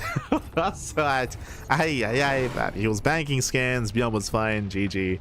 And now we're loading into game number 2. Spawning in the top left-hand corner of Attorney's Edge, we have the South Korean Terran player. We have the blue Terran representing Shopify. It is ByuN. And spawning in the bottom right hand corner, we have the red Zerg player representing Stony Balls. Down in the series, we'll see if we can bounce back. Ooh, as we do have a bit of a pause. Hopefully everything's okay. I can hear it already. Uber Eats is at the door, so he's gotta go get his food. Pappy gotta go get his food. Understandable. So hopefully everything's okay. Nothing too serious, as YoungYakov does need a moment before we jump back in. Just catching up with the chat. Just catching up. It's only fun for one player. True. No. I was last game with the failed all in from GgMaChine. Glad it me. Are you not into tanks? Oh no. I get a very high tank count. So winding it back when it comes to the compositions against a heavy Hydra army and even Hydra lurker army, tanks are exactly what you need. Against a more Muta heavy composition and more Ling Bane heavy composition, that's where Widow Mines come into play instead. So depending on what you're up against as a Terran player, that does dictate how your factory is going to be used and how your composition does unfold coming in towards the mid game. But again, ByuN got his gases very quickly at his 3rd base, fast 2nd factory, and made 2 tanks at a time. And again, he had tanks everywhere. Like it was that was crazy. Tanks defending, tanks across the map. But even before all of that, it all came down to the first lurker timing, right? It came down to the lurker drop. The fact that no economic damage was dealt was just a brutal way to start that game, and it all just kind of snowballed out of control. But here we go. We're going to be jumping into game number 2. As in the bottom right-hand corner, we have our red Zerg player for Team Stony Balls. It is YoungYakov. Let's go. Let us go. We are here. We are back. We are jumping to game 2, and welcome to At Eternity's Edge. Again, this is a bit of a more unique map, and the map pool does have 2 different kind of ways of approaching the game.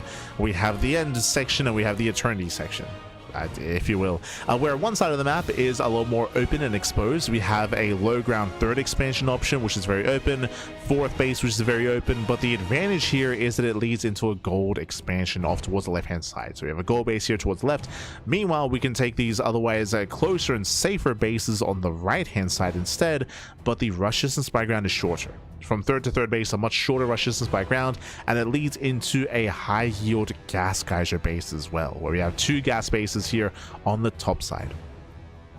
So typically I would expect a Terran player to be expanding towards the Zerg player, and for the Zerg player to expand away from the Terran. That's usually how the dynamic kind of goes here. So we're expecting YoungYakov to go for these low ground expansions, but we'll see. We shall see. If, say for example, YoungYakov goes into Roach heavy play, then it would make sense to expand towards your opponent to go for like an aggressive build and an earlier Roach timing. For now though, we have our initial hatch gas pool, this time a standard opener at a YoungYakov. Remember, last game was not a standard build. Yakov went for a late gas, which screamed either 2-base Roach or 2-base Lair, and it was 2-base Lair. This time, standard gas timing should be Ling Bane. Just Ling Bane play, initially. Nothing crazy, nothing wild. Behind this, ByuN going for his own standard opener as well. The initial Reaper does move out across the map, and this time Yakov should claim a third. Huh. Yakov doesn't have a drone in position. Wait, what? So Yakov went for a standard opener. Ling's a peel off across the map, but Yakov is not in position to expand. So very late third base for Yakov, and ByuN confirms that. He's checking with the third. Yep, checks at the linear third as well. Lings are trying to poke in, and Marines are in position. Behind this, ByuN going for a third CC before starport. Same build here out of ByuN, very economic. And we're staying in gas. Okay. It's looking like a 2-base all-in. So we have Ling speed on the way, which is normal, but Yakov never took a third. So very late third expansion, and we're staying in gas. And why are we staying in gas? Either for a Bane Bust, a Roach Rush, or fast 2-base Lair. Right? And we're expecting this to be, I would imagine, Roaches, but oh no, 2-base Lair. So once again, 2-base Lair, but we're getting there in a different way. There's a very different build here from YoungYakov. Going into 2-base Lair with faster Ling speed. How could this turn out here? This could lead into a Ling Queen Nidus all-in. This can lead into 2-base Muta. I'm leaning more towards 2-base Muta this time, just because of the earlier Ling speed. Oh no, he gets a scout! Yeah, the Reaper does poke in, and ByuN, he does not see the Lair, but he does see the second gas. That is very fast. This second gas geyser is a massive tell for ByuN, as you would never get a gas geyser this early on and without good reason. So ByuN is aware. Behind this, ByuN once again opening up 3cc Banshee. And we're waiting for the Spire. Technically, it could be the Hydra Den again. It could be the same build. Like, the same follow-up, I should say. So is it going to be Hydras? Is it going to be Mutas? Show us what you got. There is done. Reaper, ooh, is denied. Nice round on the Reaper. Denies the Scouts. It is going to be 2-base Muta, and we hide the Spire off on the right hand side. This is a double-edged sword, of course, because the Spire is hidden, but it's also more exposed. If a drop comes in from the top side, the Spire is going to be very vulnerable. So high risk, high reward. Cheeky placement with the Spire. Okay. Let's go. So 2-base Muta at a YoungYakov. ByuN knows it's 2-base Lair something. Still trying to piece it together. The earlier Ling speed, to me at least, almost confirms, or it does lean towards Muta play. So ByuN, I'm sure, noticed that. Hits the main base, no cloak. Confirms gases. Yeah, he sees it immediately. He scans the natural, but he spots the Spire. But does he spot it though? Is he aware of what he's seen? Because he scanned after he saw the Spire.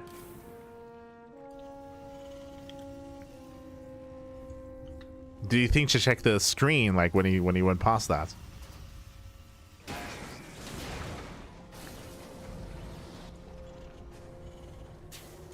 As ByuN's going for an early push. He's going for a ByuN move out. What is a ByuN move out, or what is a ByuN push? That's when you push pre-stim.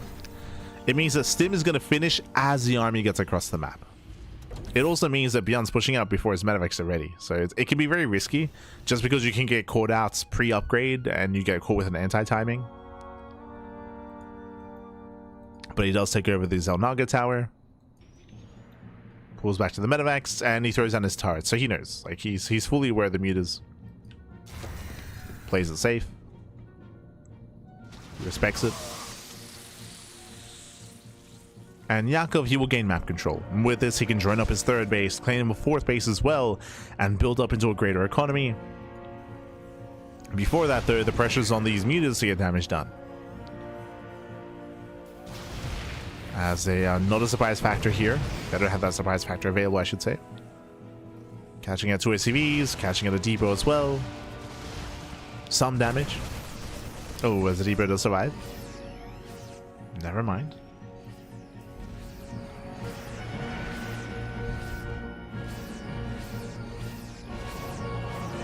He wants a depot. He wants it. He gets it. And depot does burn down. So again, some damage. Yakov expanding towards the gold base.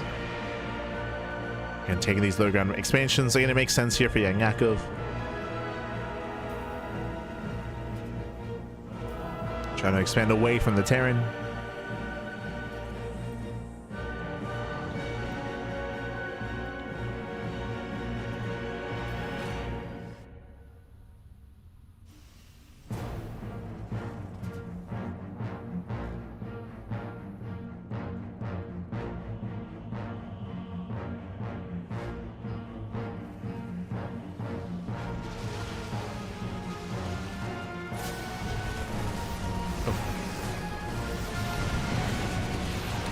In, we catch a depot, nothing major, and I'm just concerned about the eventual 8 racks. As we're building into 8 racks. Now, to be fair, this is going to be an 8 rack setup here after the second gas guy. Sorry, after the gas is being taken to the 4th base in the second factory.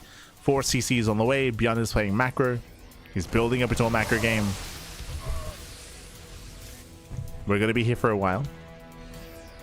Basically, it's going to be ByuN turtling until he can break out with Thors. Now, with that given time, Yakov, he needs to be greedier than this. We need to drone up hard. Yakov setting up baling mines. No hive yet.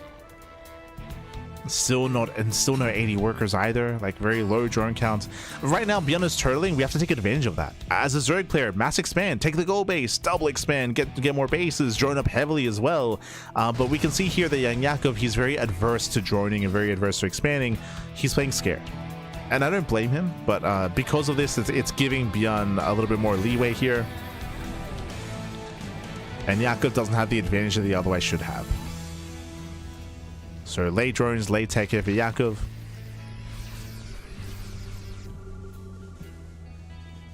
As ByuN attempts to expand, Yakov is in position.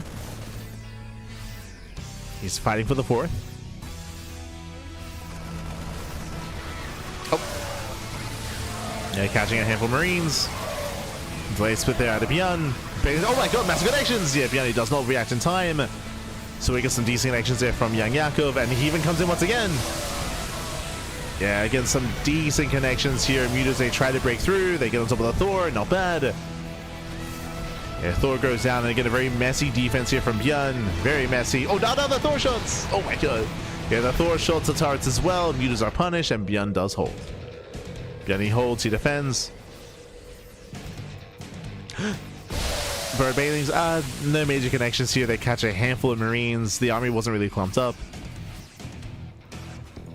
So it does graze the reinforcements. And ByuN cannot push. Like, ByuN has momentum. There are only 15 mutas left. Massive Thor shots. Oof. Catching up 2 mutalisks. And that was 15 mutas going down. So the muta count was cut in half. As Yakov just now joins up. He's just now embracing his hive tech. Ultra Cavern now gets thrown down, but Ultra's going to be very delayed.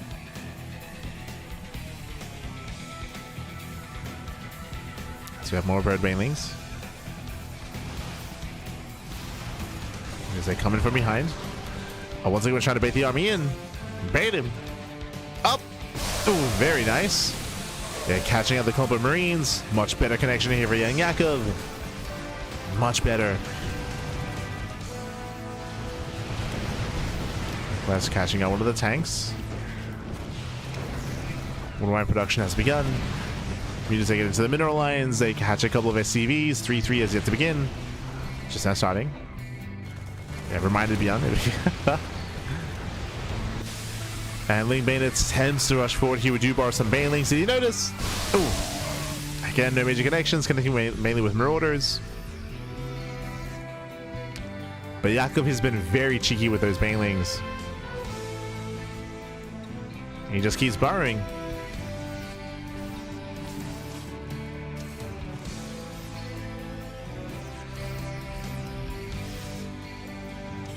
So quick moves out of Yakov.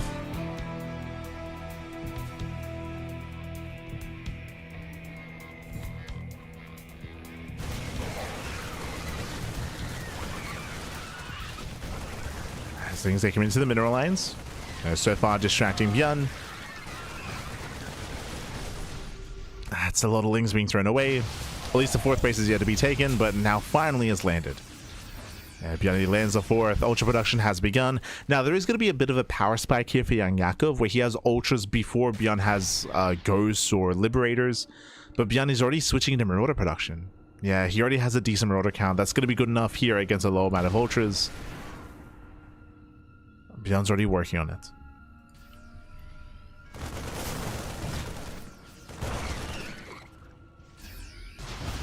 As music catch at a tank.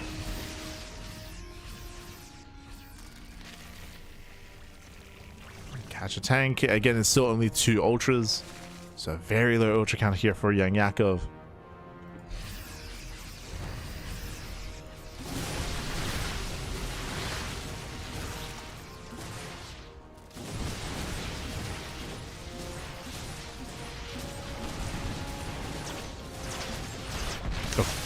As Yakov does counterattack at the same time, not bad. Gets into the mineral line. Yes, he's going to be going down. 21 SCV kills. Very nice counterattack.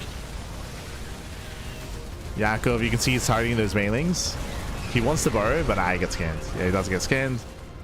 Pulls away at the same time. They do try to hit the fourth base. Oof. And so far, good damage here by Yakov. He cripples the economy. ByuN is hurting. ByuN is hurting, and now we're incorporating more ultras. Third ultra list is on the way.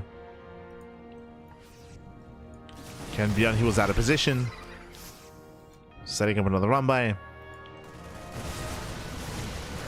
ByuN dusts him into the mineral line, but he's gonna lose everything here. He should lose everything. He does focus on whatever banelings he can, but he will get completely shut down. And ByuN's falling apart. He's falling apart. He does have another reinforcing army. But that was a big loss for ByuN, just throwing away, what, 3 full medevacs worth of units. Yeah, he threw it away. Nice Thor volleys. We get some decent Thor shots. Ling Bane does rolling once again, as on A move.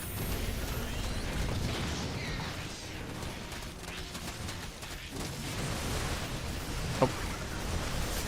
Okay, this time ByuN will hold. Minimal losses. We had 3, soon to be 5 ultras. It's taking a while here, but slowly throughout the course of these couple of minutes here, we've seen Yakov build up his ultra count. He hasn't lost any ultras yet. So they're getting higher and higher. Yeah, ByuN, he cannot expand here on the low grounds. I would say the northern bases would be much easier for ByuN to maintain. But he wants to expand with his army to punish the gold base. Like, that's the rationale here. He wants to be more aggressive.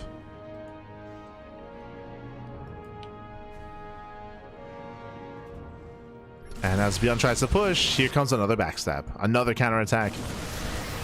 Yeah, Yakov moves in. Forcing some of the fire, diving into the mineral line, and ByuN races back home. He's forced to react, forced to respond. And now he has to engage with all these ultras. He collapses in. Up. He wants him. Yeah, massive baneling connections. The army clumps. Oh my god. The army clumps up. And Yakov is doing it. He's doing it. He's breaking ByuN.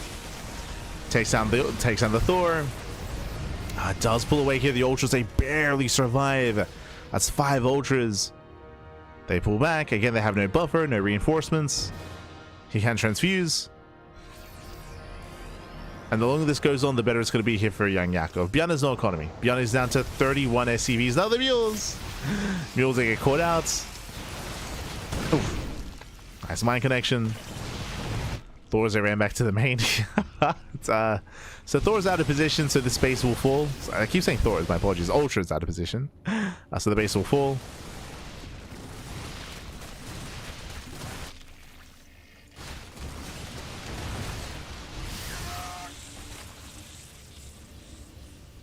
And we're looking to force the ace match. We're looking to force that ace match here, as again, ByuN is still struggling here to maintain his own army, to maintain his economy. He just lost so many SCVs throughout the course of this game.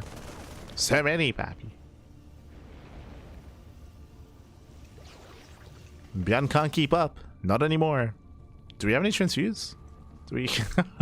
Only 4 queens. Okay, okay. Very low queen count. But there's going to be one. There we go. 1 transfuse. It's still a very Marauder heavy composition, so technically ByuN can still take a fight. He can still take a fight. Yakov is taking a little bit too long here to engage, but again, it took him a long time to regenerate that HP.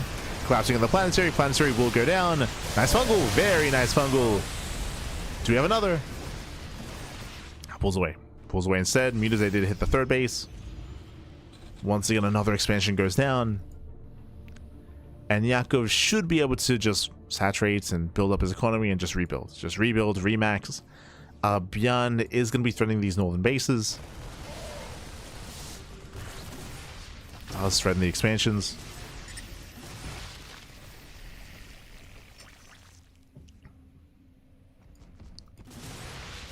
Pushing around the top side.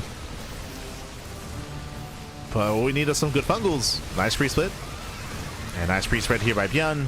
He spreads well, the base goes down, and YoungYakov, he just evacuates. Yeah, he just evacuates, he cannot engage. Not like this. Yakov needs a better angle. Oh, nice jump into the main, but Corruptors, they have arrived. No. Yeah, Corruptors, they've made it. The Spire is going to be focused down. That's quite well. At the same time, Yakov out of position. Another expansion does fall. Losing center base. ByuN, can he still pull this off? He's got so many Marauders. Jesus. How many? 20. 28. Oh my god. He has 28 Marauders. More Marauders than Marines. So a very Marauder heavy composition. We have 7 Ultras on the way. Marauders are good, but are they 7 Ultras good?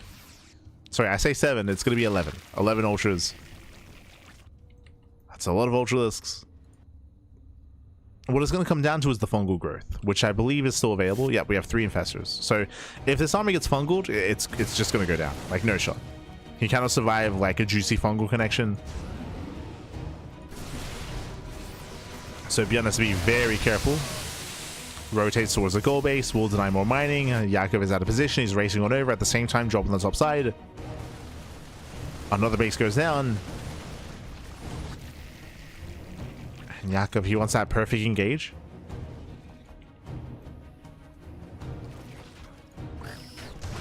Yakov is pushing. Here we go.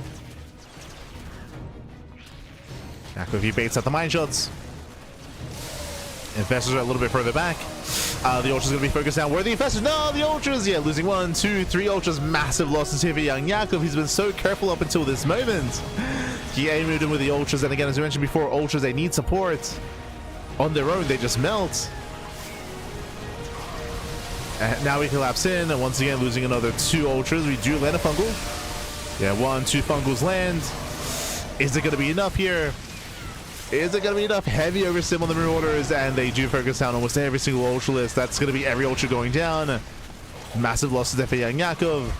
Down to 1 Ultra, but that's enough. It's barely enough here. GG gets called. Yakov, he breaks the army.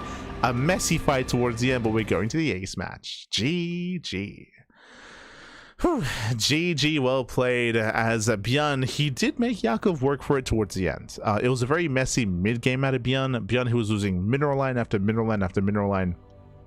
Basically, every time ByuN tried to push, he was backstabbed. He was backstabbed at the 3rd location, losing base after base, mineral line after mineral line, to the point where ByuN, he just ran out of economy, he just ran out of workers. Towards the end, he did have 1 good army, he had 1 good fight in him, and again, he killed 10 Ultras in that final fight. He killed 10 Ultras, so again, that was the fight maybe went the best way it could have for ByuN, but he had no economy to sustain his losses, right? It was one and done for ByuN. GG. GG, well played. With that, we're going to be loading into the ace match. Getting into game 3. We'll see how this story ends. We'll see how this story ends here. Does it go the way of ByuN? Does it go the way of YoungYakov? As we are loading into Lumen. Ooh, a very interesting map in the map pool. Lumen does favor aggression. Aggression all-ins are very common on Lumen. We'll get into it. Let us go. Spawning in the top left-hand corner of Lumen, we have the South Korean Terran player. We have the blue Terran representing Shopify down, or being forced into the ace match. Can he bring it back? It is ByuN. And spawning in the bottom right-hand corner, we have his opponent. We have the red Zerg player, the red Zerg player himself representing Stowny Balls. It is YoungYakov. And welcome to Lumen. This is Talisman 2.0. As we have our main base, we do have a mineral wall here to walk through. We can likewise take our hybrid expansion as a natural. There we go. So we do have the hybrid expansion and gold patches available immediately at the natural expansion, and this leads into another hybrid base as a third, pushing towards your opponent across the map, leading into often all-ins. Like roach all-ins and just two base all-ins in general here are very, very common. From both sides, from both the Terran and from the Zerg player as well. You can take your natural base here, which is somewhat secure. It's a bit of an open entrance into the natural, and there's no ramp either, so often it's quite rare to see players take that natural expansion. ByuN does set up his wall on the high ground though, and it looks like he will go for said natural base. We have been seeing typically Terran players take their third as the hybrid expansion, and take the natural base just to fully wall off. Just to wall off, just to get a secure two base setup into a later third base power spike. Oh boy. Here we go. For now, we're going to be opening up. Going to be settling in. Hatch pool gas here. So later gas geyser out of YoungYakov. Interesting. If we go for a later gas geyser, then something like early Roachhorn is viable here. I say that so far every game in this series has been two base layer. It's been two base layer every game so far, so this can also lead into two base layer as well. Assuming that we don't go for link speed. The reason why we think this is because the gas was late. But we shall see. So now Yakov is opening up the mineral patches here, opening up the wall. Hybrid base, hybrid expansions? Don't think they were playable on the ladder. Este ahí están. As Reba does poke in and will be able to bully the mineral line somewhat. Does threaten the drones. ByuN pulls away. And Yakov, he will eventually break through. Eventually. ByuN expanding here on the low ground as well, going for his own. Oh, a 1-1-1. Okay, this time, for the first time this series, no third CC. No third command center here. ByuN is going for a faster starport, into a faster and more committed Hellion and Banshee production. This will be ideal against, say, a Roach heavy style out of YoungYakov. Link speed is researched with saying gas. Once again, two base layer. Two base layer, and because link speed is being researched, there's a very low chance it's going to be Roach based play. There's a higher chance it's going to be two base Muta or two base Hydra. Now, again, based on the link speed timing here, it's looking like the same build as last game. It's looking like two base Muta, but we'll see. We'll see, because I'll be honest, I'm not too fond of the idea of going two base Muta on this map, right? Like, again, we have a lot of minerals available to you. The short rush distance by ground favors aggression. I feel like it'd be crazy to go two base Muta on Lumen. Oh no! Oh, the drones are lining up. Oh no, they line up! Yeah, massive connections here as we get 3 drone kills so far, getting up to 5, and do we get another volley off? We do not. Whew, thankfully not here, but 5 drones early on. A nice start for ByuN, and remember, he's not done. ByuN went for a 1-1-1, continued reactor to Hellion production into early stim. This can lead into a Hellbat push. Oh my god, hyper aggression by ByuN, and this is why I don't want to see 2-base Muta. 2-base Muta is very greedy, it leaves you vulnerable, and we have a potential all-in coming his way. Yakov, what's it going to be? Hydra. 2-base Hydra out of YoungYakov. Now, this is more robust than 2-base Muta, thankfully, but still very risky, because typically if you're going 2-base Hydra, that means you're skipping Banelings, so there won't be any Banelings to defend, and the assumption here is that ByuN's going to be hitting with Hellbats. So far the Hellions are applying pressure. We have again that biostim timing behind this, still no third CC, so it is a 2-base all-in out of ByuN. He's gearing up towards it. Meanwhile, a big shout out to Estes Lojo. Yeah, thank you so much. Thank you so much for subscribing for 21 months. Almost 2 years. Pappy, almost 2 years of support. Thank you so much for the support. We appreciate it. Hope you've been enjoying the content and the casting and the StarCraft. Thank you, Pappy. Thank you. Do appreciate it. Estes Lojo. As the Banshee does pick in, cashing out 4 drones at the natural. Very nice damage. Very nice damage at the natural base. Banshee's going to be zoned away. Hellions are getting called out. And I believe these are the final Hellions. Yeah, only two Hellions left, so there's not enough to warrant an armory behind this. If ByuN had preserved all the Hellions up until the stim timing, then you can morph them in to support the army. But at this point, there's only 2 Hellions left, so not quite worth it here. Eventually, we will push though, and again, this is very committed by ByuN. As we have Banshee in both bases, 4 or 5 drones going down. Nice damage so far. Yakov, he's not droning. He's not droning. He does have a 3rd base, but he's not saturating. Yakov is going for his own all-in. So we have a Ling Hydra all-in out of Yakov. We have 2 base. We have a 2 base all-in out of ByuN as well. Who do we favor here? If we can get the tanks up and running, I do favor ByuN. But there's no bunker. True, there's no bunker. There's no tank yet. The tank is just now coming down. Tank is getting in position. But again, lack of bunker is concerning. Can Yakov pull this off? Can he do it? Tank shot goes off. Boys being pulled. Ooh, as ByuN is supply blocked, actually. A heavy supply block for ByuN. ByuN's in danger. He's in trouble. Yakov he'll supply block for a moment there as well. He's massing on more Zerglings. 2nd tank has arrived. And so nothing but Yakov, he commits. Yeah, he does commit in. The boys are being pulled. Marines, they hold their own, and this is failing. Yeah, this is failing here. There just aren't enough Zerglings, not enough buffer. With Lings going down, the Hydras are exposed, and Yakov, he gets shut down. He gets shut down. He's forced to drone. Yeah, he didn't want to. He's forced to drone. Lurkerden's on the way. Eva Chamber's on the way as well. Yakov is going to try to transition out of this. He's going to try to transition. Oof. Yeah, tank volleys on the Hydras. Now, my big concern here is YoungYakov's all-in has failed, and now what time is it? It's time for ByuN to 2-base all-in. I say that he does leave the tanks back at home. He's going for initially a double drop. Initially, it's going to be a double drop. But again, ByuN has not taken a 3rd CC. Oh, as he has a bit of a miss rally here. Yeah, he's missing his rally in the main. There we go. Does notice. Now he does begin the 3rd CC. Very late 3rd CC here for ByuN.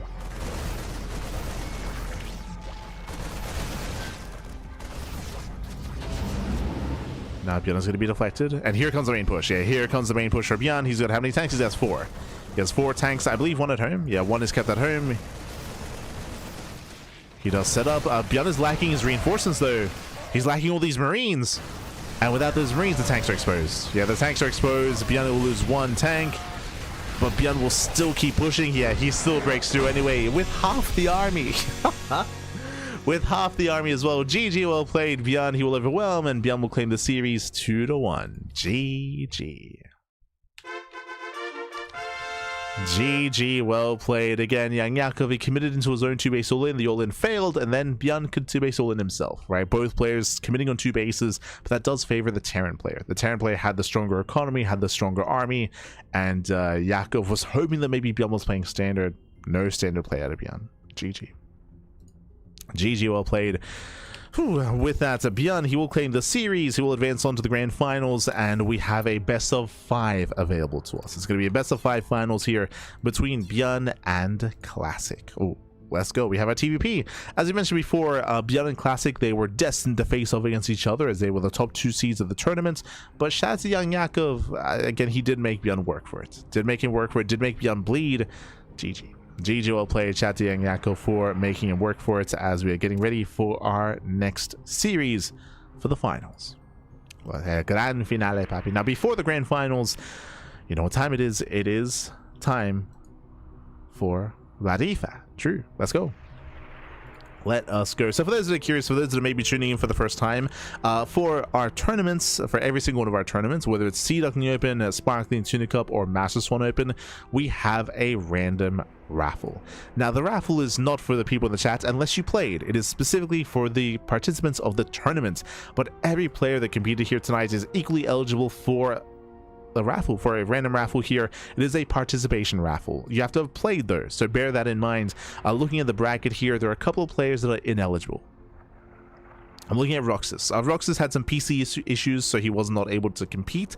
So Roxas unfortunately had to forfeit against Classic. Likewise, Prome didn't show. Prome is a Korean Protoss. He did not show up, so he also forfeited against Exo Striker as well. So outside of Prome and Roxas, everyone else is equally eligible here for 5 USD. Nothing major, nothing massive, but it's just a way to spread the love, to support participation, to incentivize participation, I should say, and to potentially, you know, give some prize money here to one of these other players that got knocked out early on. Otherwise, it could go to a finalist. True, that's also happened before. It could go to Classic, could go to ByuN, or it could go to, say, Rao, or it could go to to Azura, the Monster as well. We'll see. We shall see. As it's time to roll the dice. Okay. So this week we have 14 players. We have 14 eligible players for the random raffle. As I mentioned, we had a 16-player bracket, but 2 players are ineligible for the raffle. And this week the random raffle winner is congratulations to Signier for winning the random raffle. Congratulations. Shout out to Gref for coming in 2nd place. There you can see the runner-ups. We can see Gref, Monster, ByuN, GgMaChine, and Perceive. But Signier, he does claim the win with the random raffle. If you look at the bracket here, Signier, he went down early on. He faced off against Yakov. YoungYakov did beat him in the first round 2-0, but does walk away with 5 USD. GG, well played. Signier. Oh, there we go. Signier, it does walk away a little bit richer here. Congratulations. Hashtag rigged in the chat, as always. That's okay. As always, Pappy, as always. Signier, he does claim the win, and with that, Vita's underway. We will soon have our grand finals. We're going to be going on a short break. Here, and when we come back, we'll have our best of 5 TVP. See you soon after the break. See you soon, Pappy. See you soon.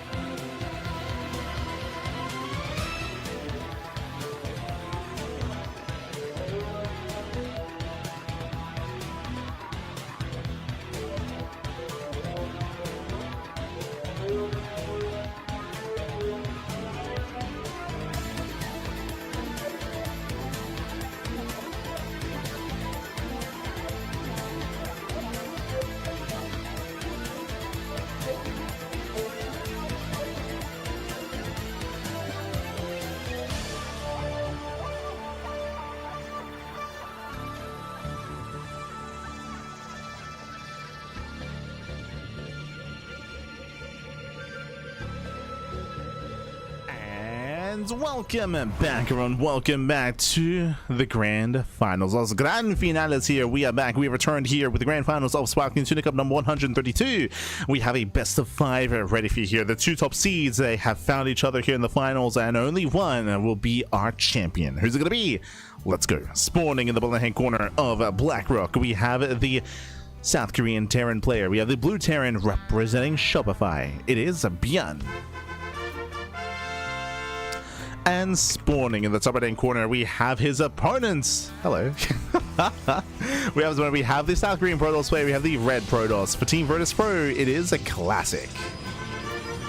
El Clásico, papi, El Clásico. Here we go. And if you're in the chat, you know what time it is. It is Gamba time. Predictions are open. Place your bets on who you think will claim the series. Best of luck in the chat as we do open up with a proxy Rax. Let's go. Only one SCV. Bear that in mind. Only one SCV is being sent across the map. ByuN from here can go into proxy Marauder or can just go singular proxy Reaper. Behind the second gas is being taken as we speak. So eyes are on ByuN. See how hard he does commit. And once again, welcome to BlackRock for the first time tonight. Actually, a little bit surprised. This map is often a little bit more popular, but less so here tonight. We saw a lot of it at Attorney's Edge, a lot. As the Rax is done, or the Rax is finishing, I should say. And Classic so far just going for a standard opener. It does go for his own gate expand here from the side of Classic. Also bearing in mind that the prediction in the chat is for the entire series, for the entirety of the series, not just for the game. So again, best of luck, baby, best of luck. These two, they go back and forth. I would say that Classic is coming in as the favorite player. Again, Classic is straight up top 2 Protoss in the world alongside Hero. He has his own strengths, he has his own weaknesses, he has his own differences compared to Hero. Meanwhile, ByuN, he can be a very dynamic player. He can like spike up, he can definitely take it to the best of them as well, but he's got to be locked in. He's got to be locked in as we are going for proxy Marauder. So Marauders are amassing. Classic does scout, he does confirm both gases are taken and the Rax is missing. So again, we have shenanigans afoot. Classic is where something is wrong. Pylon does, or he did commit already to the low ground, so it's going to be a delayed reaction, a delayed scout here from Classic. And here come the Marauders. Yeah, Marauders, they move in, getting us off the pylon. A bunker is on the way as well, as we have to throw down a second battery even as well. Yeah, 2 batteries, the boys are being pulled. Can we zone away the Marauder or can we save the pylon? Can we save the pylon? Can we deny the bunker? Yeah, the SCV is being focused down. The bunker will not complete. But the pylon can be focused, getting 3 probe kills so far, getting it to 4. Yeah, 4 probes, very nice pickups, very nice damage. The pylon's under fire. The battery will finish to keep it alive. It does barely keep the pylon alive here. The power of 2 batteries, 1 for the Stalker, 1 for the pylon. And Classic is holding. Classic is holding on just barely. You can see how low the pylon got as well. If that pylon had gone down, that could have been game, by the way. That could have been game then there without the batteries. But the pylon survived.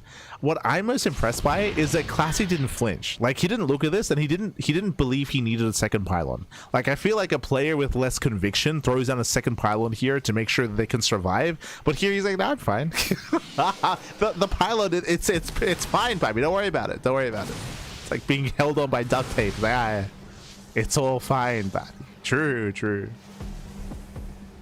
The confidence here at a Classic. With that Classic, he holds, he defends. Now, it did cost him 4 probes. 4 probes did go down, so there was some damage dealt, but Classic gets away with his natural base. Like, that's what's terrifying here. He gets away with the natural, he does secure himself. Behind this, ByuN getting his own CC. The game will continue from here. This was a big investment here by ByuN. At least ByuN does preserve all the Marauders. Again, look at the Unisol side, he didn't lose any, right? He does preserve all of them, so he can still make use of them later on. Ideally, he did want more damage, though. Ideally, again, if he had broken that pylon, he breaks the Stalkers, and then he snowballs out of control, right? Like, it was so close and so clutch when it came to that defense, and ByuN has to retreat. From here, I do give the edge to Classic as he's now taking up, getting to his Twilight Council, into his Robo.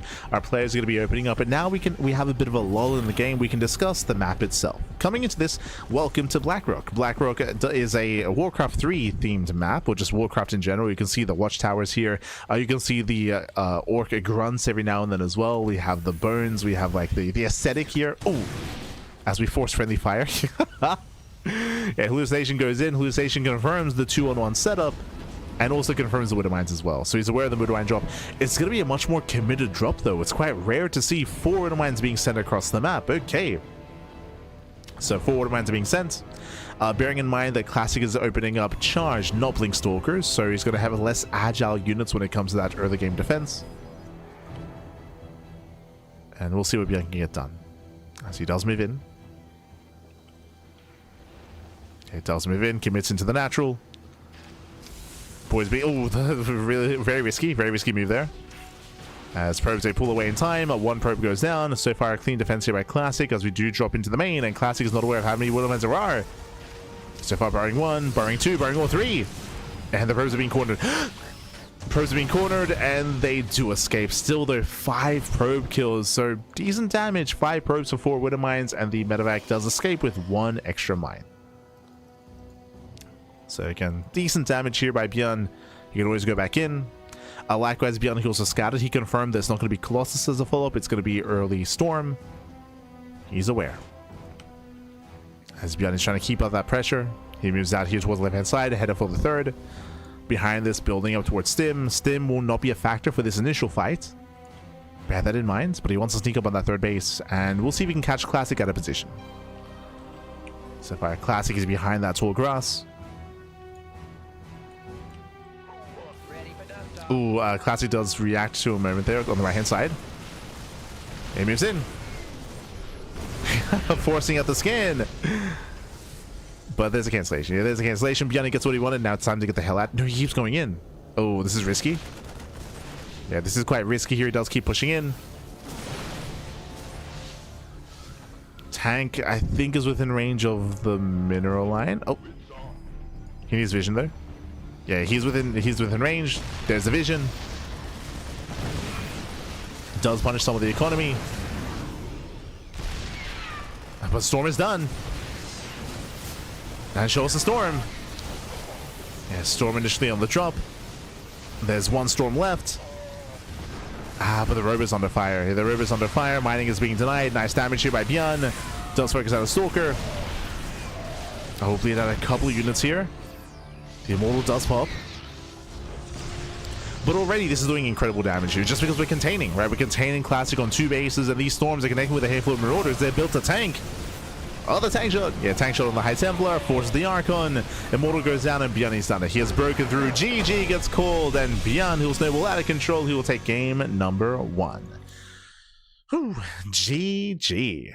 GG, well played. ByuN able to sneak up on top of that third base. I do think that Classic had the army to defend, but remember, there was a key moment that occurred as ByuN was pushing in. Classic was distracted, and he actually rotated his army towards the right-hand side. He rotated away from the natural, so Classic was out of position. The tank was able to siege up in time, was able to get within range, and that was a big cancellation on that third base. That was already good damage, but ByuN kept going. He kept going from there. From there, he was able to get within range of the mineral line as well. Critical damage being dealt at the natural base, as Classic couldn't afford to warp in, and GG. GG, well played.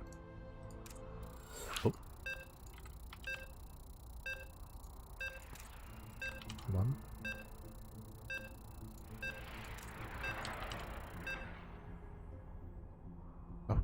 So we're now getting into game number 2.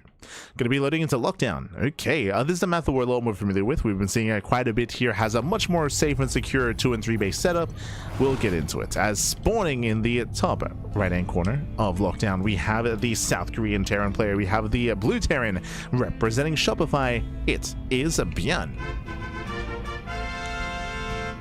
And spawning in the bottom right-hand corner, we have the red Protoss player. We have the South Korean Protoss representing Protoss Pro. It is a Classic. Here we go. As Classic, this time a lot faster to move out across the map. Remember, Classic went for a later probe scout in game 1. Here, moving out much earlier to confirm whether or not there is a proxy. So much earlier scout here by Classic. Getting eyes, even disrupting the timing here. Yeah, it delays the Rex for a second or two.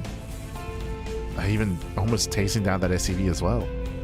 That probe is a menace. Yeah, calm down, Classic, calm down.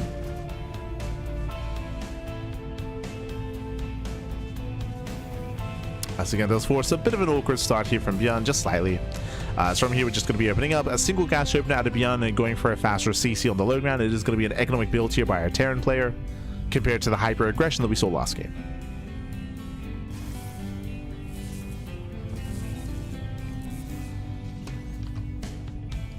True.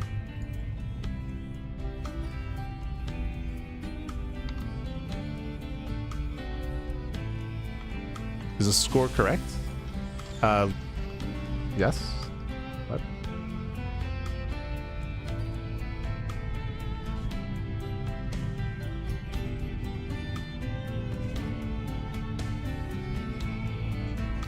As for me, we do have that CC on the high ground, so ByuN being a little bit safer, still an economic build, but going for the safer CC on the high ground instead. Likewise, behind this, we have our standard setup out of Classic as well. Welcome to Lockdown. Lockdown, again, has a very secure natural base. High ground Nexus here and high ground CC are going to be available, so very safe 2-base setup. The third base, likewise, is also here on the high ground as well, depending on which third we take. There's a third on the low ground or a third on the high ground. Bearing in mind that regardless of the third expansion, there's still like 4 layers of elevation here, so there's still ramps to take advantage of and still ramps that you can use to your advantage as the defending player. Oh, as ByuN does open up Tech Lab into early Marauder. Okay, so once again, a Marauder-based build. This is designed to punish Classic for trying to punish his opponents as we go Marauder first into a 3-racks follow-up, hyper-aggression out of ByuN, going for an early stim timing.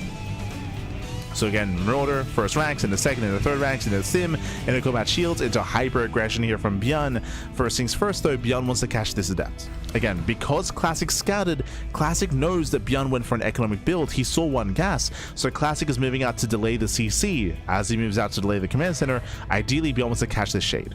Ooh, and he gets scouted. Yeah, he gets scouted. Classic has to get the hell out of here.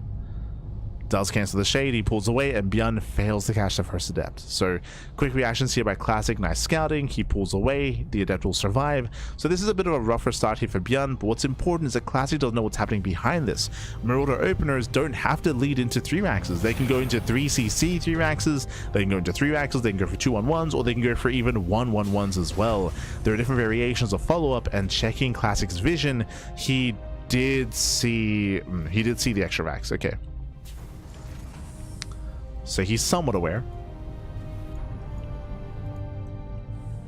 Actually, that was the first rack floating over. So he still has limited information. Behind this, claiming his third base, being quite greedy actually. Look at this, Classic going 2-gate blink. 2-gate blink into a third. This is one of the greediest follow-ups you can go for in PvT. Very greedy, and typically 2-gate blink into a third is vulnerable to 3-raxes. Again, we're delaying the 3rd gateway, we're delaying the 4th gateway, we're delaying the robo. Everything is late in favor of the fast third, and ByuN's being hyper aggressive, so ByuN should be able to punish. We'll see. I mean, speaking of punish, ByuN is moving out, stim is about to finish, and does ByuN check the third, or does he push into the natural? He's checking, so he does check the third base. With this scout, ByuN, he should confirm the progression of the expansion, and that will confirm the timing of the build. Yep, he knows. He sees the third is almost done. Does catch a stalker. Gets 1, gets 2. Very nice. 2 stalkers go down, and ByuN confirms the greedy build. So ByuN is aware. Again, still amassing his army. And it looks like ByuN is going to go for a later timing. So typically 3-raxes they hit with stim. Here it looks like ByuN wants to wait for medevacs. So he's going to go for a later timing instead. This is going to give time for Classic to build up his economy and take advantage of the fast third. Okay. We'll see who this benefits here. Again, it all comes down to the timing. Whether or not Classic can get into Colossus in time. The Bay is on the way. Colossus are on the horizon. ByuN, he should hit either before the first Colossus pops or as there's 1 Colossus. It's going to be close. Again, here come the medevacs. The Bay is halfway done.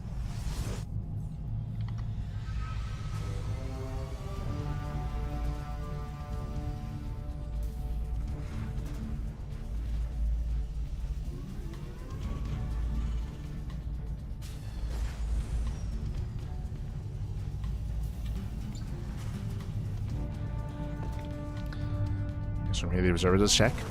Also, very quickly here, as we get into our finals, we actually didn't get to mention at the start of the series, but if you want to support these players and support the tournament, you can do so via Patreon. Patreon is, of course, the place to be to support an event like this. It is fully funded via the Patreon, so you can help support us via that if you wish, as here comes the first push, and here comes the first Colossus. As we mentioned here, it's going to be close. It's going to be a close timing.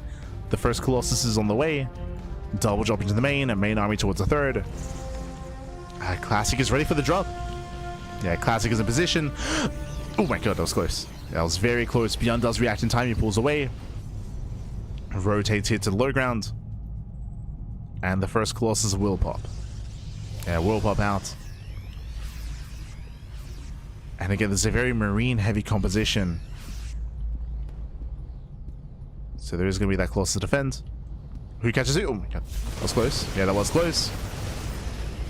Swipe's going to be going off. ByuN has to respect it. He gets caught out here, losing 2 Marauders. Very nice catch here from Classic. Very nice force fields. Catching at the Marauders. ByuN dropping into the main base. Classic is keeping up. And the aggression is failing. Yeah, the aggression is failing here. The medevacs, they do get away, but Classic, he defends well. And remember, Classic went for a greedy build. Remember, he went for a fast third. So Classic is no longer out control. The longer this goes on, the better it's going to be for Classic. ByuN, he needs to find some damage here. And once again, ByuN is desperate. He's desperate for damage. He distracts to the third, drop into the main base. Does get in. And how much damage so far? So far, 4 probe kills. Does force a bit of a recall. This is okay. It's okay. But there's no way out. Yeah, there's no way out of this. Medevacs being focused down. ByuN does rush in. There is no battery. No, there is a battery. Never mind. There is a battery here. Colossus does defend, and ByuN crumbles on both fronts at the third base and in the main. GG gets called. The aggression fails, and Classic ties up the series 1-1. GG. Whew. And GG, well played. Does tie the series up here. We have our back and forth. As we mentioned, ByuN was hyper aggressive and Classic was hyper greedy, and Classic got away with it. The moment that the aggression started failing and the longer the game went on, it was worse and worse for ByuN. GG. GG, well played. Oh. As we're getting ready here for game 3. Let's go.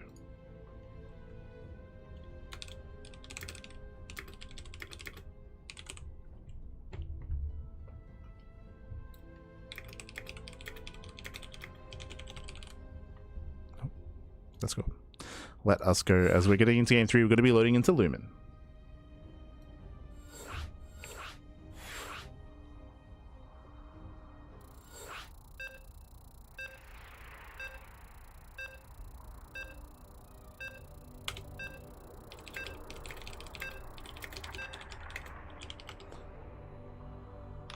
Oh, so we're getting into our ace match here. We're going to be loading into Lumen. Be loading in. Lumen is a hyper aggressive map here. Hyper aggression. We were here earlier, of course, when it comes to the hybrid bases. We'll get into it. Spawning in the bottom right hand corner of Lumen, we have the South Korean Terran player. We have the blue Terran representing Shopify Rebellion. It is ByuN. And spawning in the top right hand corner, we have the red Protoss player. We have the South Korean Protoss representing Protoss Pro. It is Classic. So let us go, as we are going to be settling in. And welcome to Lumen. Lumen once again does have our hybrid expansion here as a natural. Hybrid base is a third base, so we often do see all-ins on this map. Previously we did feature ByuN versus YoungYakov, and they both went for 2-base all-ins. Yakov went for a 2-base Hydra all-in. ByuN went for a 2-base 3-1-1 setup into his own all-in as well, and it was just hyper aggression. We'll see how our players will approach Lumen here in a different matchup. Who's going to be first to expand at the gold base?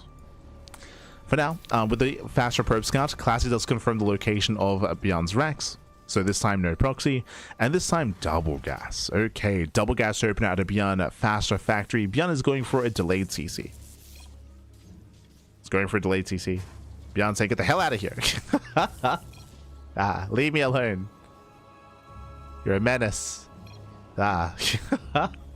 Would appreciate any translations in the chat as well regarding what they're actually saying. Hold on.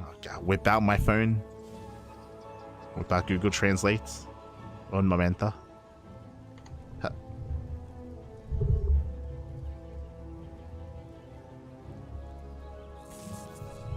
Okay. That's basically what ByuN was saying. So ByuN, he was saying, hey, what, you like to steal? Referring to this probe stealing minerals. I was like, get out of here. You took my minerals. Class was like, yeah, I do. I do like to steal. What are you going to do about it? that was their interaction. Referring to the probe stealing the minerals. So Classic does pull away. Behind this Classic, he'll take the low ground hybrid expansion as is natural. Translation, subscribe to the Ducklings. True, true.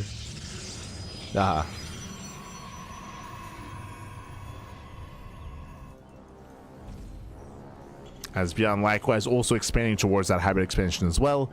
Going for the high ground CC. He can start to mine from the high ground and then take the low ground expand. So both players are embracing the high yield gases, sorry, the high yield minerals. Embracing. Likewise, Reaper does poke in. The battery is going to be a little bit delayed.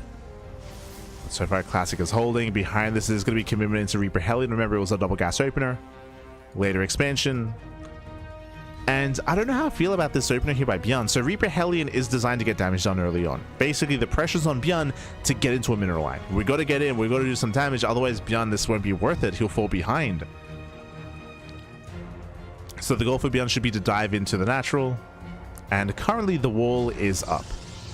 So Classic has one adept to defend. He has one battery. ByuN, where we headed. There's also a massive opening into the main base. True. He can go straight into the main as well. And it looks like we are going for towards the main. So there's a battery, there's a sentry. SimCity is decent here, trying to wall off. ByuN waiting for reinforcements. Now he commits. Yeah, he commits up the ramp.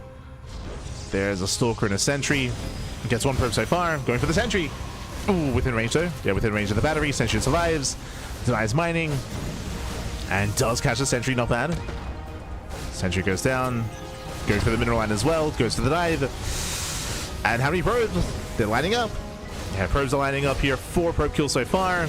Getting up to 5. Getting up to... Do we get 6? Oh my god, 7. 7 probes go down. Massive damage here. Getting up to 8 probes. And ByuN, he takes the lead. He does take a lead. We were curious. I was concerned. I was like, is ByuN gonna get enough damage done? The answer is yes. The answer is yes. 8 probes go down. Nice damage dealt here by ByuN. ByuN, he pulls away, claiming his own expansion, setting up with his tanks, and securing himself. So far, a strong start for ByuN.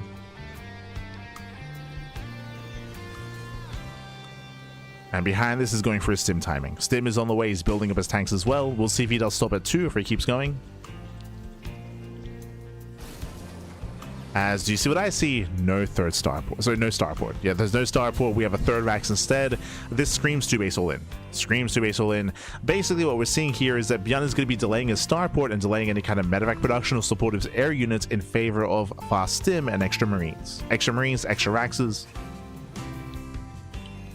So ByuN is being hyper aggressive in the follow-up.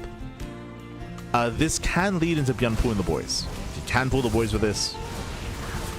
So Fire gets one more probe. Is going to be charge as the opener here for Classic. I do like this. Typically, charge is a safer way to play. Going into charge, going into the Templar Archives, and going into Storm on 2 bases. This is very safe play, but is it going to be done in time? Because ByuN's already pushing. Once again, a bit of a ByuN push as we're pushing pre-stim and pre+1.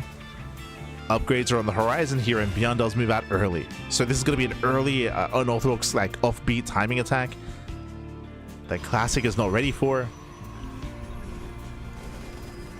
But there's the warp in. Observer does spot the army. So ByuN knows he's been spotted. Charge is now complete. Stim is done. And Zealous, they try to collapse in. Yeah, coming for the surround. Tank shots here on one of the stalkers. Yeah, he gets 1, he gets 2, but 1 tank does fall, and only 1 tank. The other tank, it looks like will barely fall as well, but he breaks through. He breaks through, pushing into the bases, into the mineral line. It's very close here, but Classic holds. Whew. Yeah, Classic, he barely holds on. I do think that ByuN had some miscontrol when it came to his tank shots. He was focus firing 1 stalker at a time, and the stalkers were spread very nicely. So Classic, he tanked a lot of shots there. And Classic holds. ByuN forced to expand. Oof. Yeah, forced to expand. Those are heavy losses for ByuN, losing 3 tanks for mainly Zealots.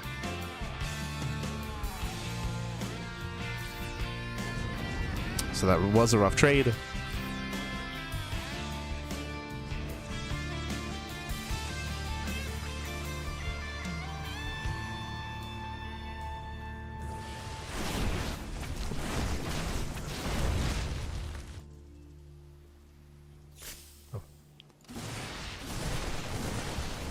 now collapsing in.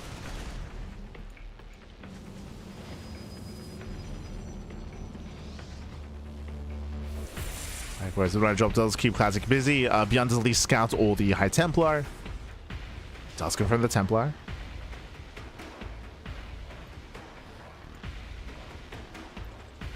ByuN rotates towards the right hand side, catching out the third. Classic out of position before the cancel. Yeah, nice cancellation here. Classic's base is denied. Right now is distracted by the drop. Classic is distracted. And Classic does have a bunch of storms, but he's being outscaled. He's slowly being outscaled here. Still stuck on 2 bases. Mind Drop goes back in. And how many gates are we on? 8. Gee, whoa.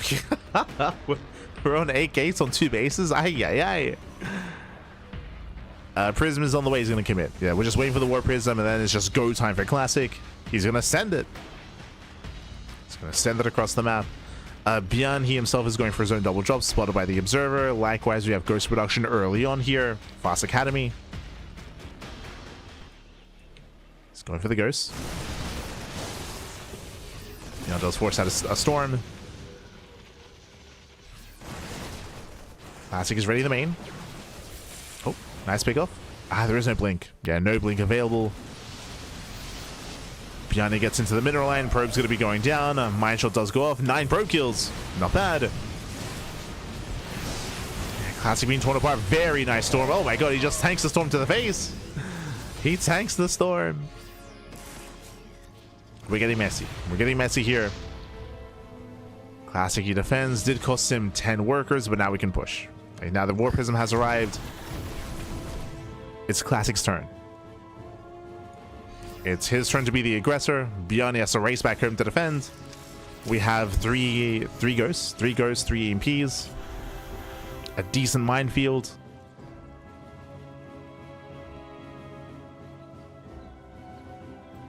Classic likewise moving in with 7 High Templar. That's a lot of storms. That's a lot of storms as Classic does make his way. Oh, does rotate over. Nice EMP. Catching up 2 Templar. Very nice EMP. Classic rotates towards the main.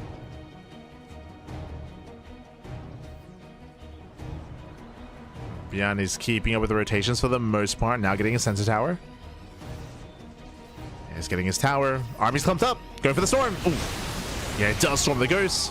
Oh, they get clumped. Oh god, the choke point. Choke point was brutal. Storms the mineral land as well.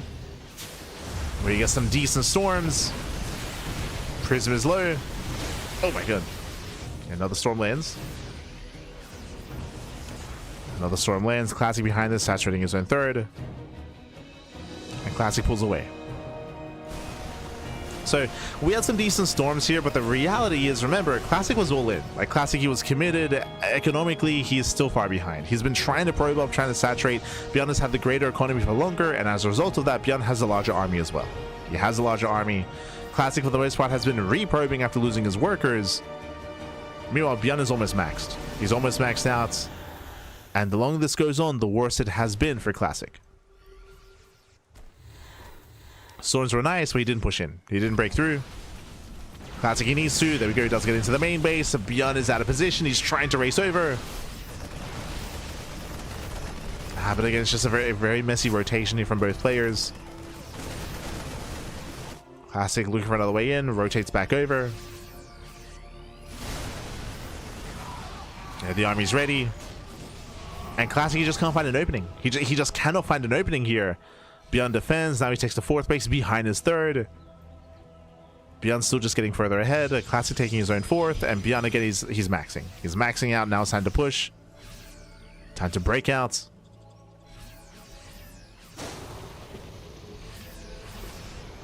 The storms are the one thing keeping Classic in this. Very nice storm. Oh god, he stands in the storms. Marines, they go down. Classic does make his way into the main base. He outpositions ByuN. ByuN is stuck outside the main. No, there's only one way in. There's only one way in. And Classic, he outpositions. He's on top of the production here. ByuN, he has to go through the ramp. Where are the storms? Yeah, there we go. Storm of the ramp. Another storm here on the top side as well. ByuN has to go through the storms. Another 2 storms. Oh my god. They're crazy storms here. Classic trading as best he can, but he's still being overwhelmed. The reality here is that numbers, they still overwhelm Classic, and he will lose everything. Again, this is the best fight that Classic would have hoped for, but it's still not enough. He was just so far behind. Because ByuN, he just tanks the storms to the face. Just takes him to the face, breaks on through. Classic, he will lose everything. And this is the army that's left. 1 Colossus, 2 Templar, 1 Zealot. There's nothing left here for Classic. And here comes a counterattack. ByuN is scanning, checking for a 4th base. Zealot run by, hoping to buy some time. And again, like Classic, his positional play here was good, but because Classic had lost how many? He had lost 19 probes. I mean, we saw 19 SCV kills as well, but Classic had lost more workers. He had a worse economy. He had a later 3rd base. If you remember, his 3rd base was killed, or I should say cancelled. He was stuck on 2 for longer. And that led into a worse mid game. Or that led into an all-in, essentially. Like, Classic was all-in, and he just couldn't find a way in. Not fast enough. For now, ByuN distracted by the Zealots. Should soon break out. Right now, we're lacking Vikings. We have 3 Vikings so far. Against 1 Colossus, that's okay, but we have 3. So it'll be 4. So it'll be 4 Colossus. Again, it's a very tech-heavy army, but there's no support. So the reality is ByuN could just... I was going to say he could stim in, but Storms would stop that. So we'll see if Classic can hold. It's going to be a very tight hold for Classic. Ghost moves in. Lands the MP. 0. There's no storms. Energy overcharge. There's 1. There's 1 storm available.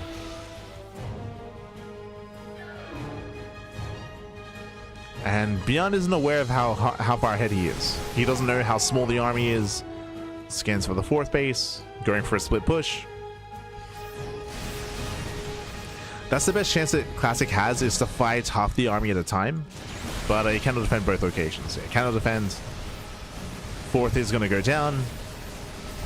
Classic rotates to the main. ByuN rotates towards the 3rd.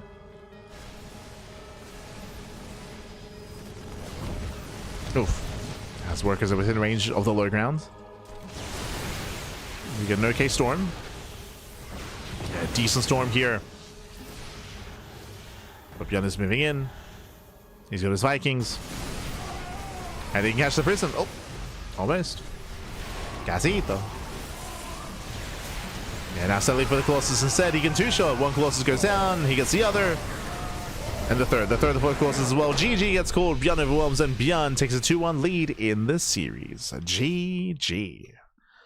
Whew. GG, well played again. Just a really rough early game here by Classic. If you remember, how did this all begin? Classic lost 9 probes to the Reaper Hellion. He lost 9 workers early on, so Classic was crippled early on in the early game, and then following that, of course, we had Classic stuck on 2 bases, building up into Charge Out into Storm. Likewise, tried to expand, was denied and contained on 2 bases for a very, very long time, and ByuN enjoyed a greater economy and eventually outscaled. There was a moment where Classic took map control away from ByuN and was able to push across the map. That is true. But remember how long it took for Classic to move in. Classic, he spent like 2 minutes rotating back and forth and back again between the main base and between the 3rd, and he just could not find a way in. Eventually he did, and eventually he did out position, but by then it was too late. By then ByuN was maxed. It was close to maxing out. So even though ByuN took the worst fight possible, pushing into his own base, he still just overran the army. He just overran and overrun Classic. GG, well played. With that, we're loading into game number 4, potentially the final game of the series. Let's go. Spawning in the top right-hand corner of the Old Sun Temple, we have the South Korean Terran player. We have the Blue Terran representing Shopify Rebellion. It is ByuN. And spawning in the bottom-hand corner, we have his opponents. We have the red Protoss player going for the proxy. Let's go. The South Korean Protoss, representing Protoss Pro, down in the series. Can he force the ace match? Can he bring us a game 5? It is Classic. Let's go. Let us go.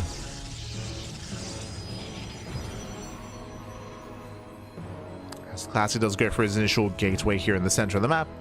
Welcome to the Old Sun Temple. This is a 4-player spawn map, by the way, and Classic, he will find ByuN immediately, goes to the cross scout, the cross spawn, and a very, very lucky scout here for Classic, as again, ByuN could have been top left, could have been bottom right, but no, he finds him instantly.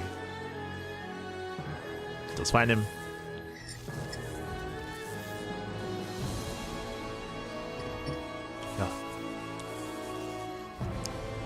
as we're going to be opening up Zealot first. ByuN doesn't go CC first. Thankfully for ByuN, he's going Rax Expand, still an economic opener.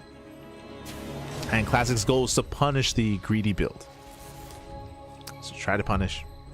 And again, I'm sure he was hoping for something even greedier than that. But the Zealot's being chronoed as we speak. Cybercore has been thrown down, so we can reinforce with Stalkers or with Adepts. Already delays the command center, giving Classic more time. Let's go.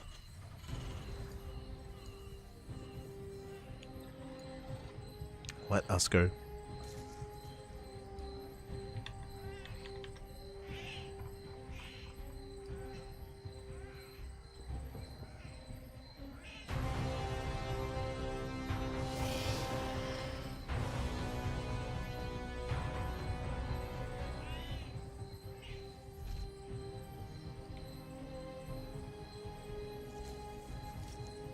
From here, Classic, he does move out.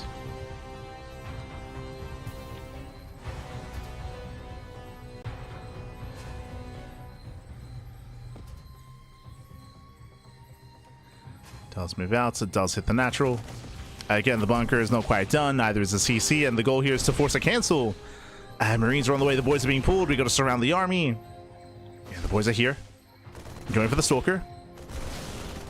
And for now, they tank for the Zealots. They try to tank. 2 Marines are still alive here. They try to get focused down, and so far, they survive. Yeah, the Marines, they do survive. They focus on one of the Zealots. One's out left. Bunker does complete, and with that, ByuN is holding. Can he get in? No! Oh my god, 1 Marine gets into the bunker. Just the one. Nice round on the Stalker. Yeah, 1 Stalker gets caught out. Big pickup. 1 Stalker left, and ByuN is holding. ByuN is holding on. Despite that, though, losing 10 SCVs. Heavy losses for ByuN. 10 workers go down, delay on the 3rd base. Marines that get picked off as well. Behind this, Classic expands.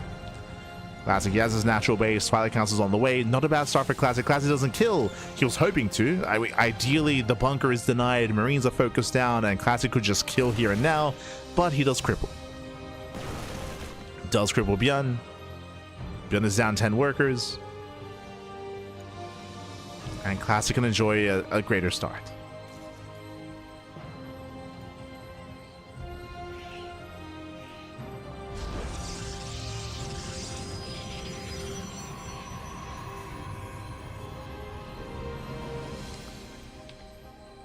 Here we go.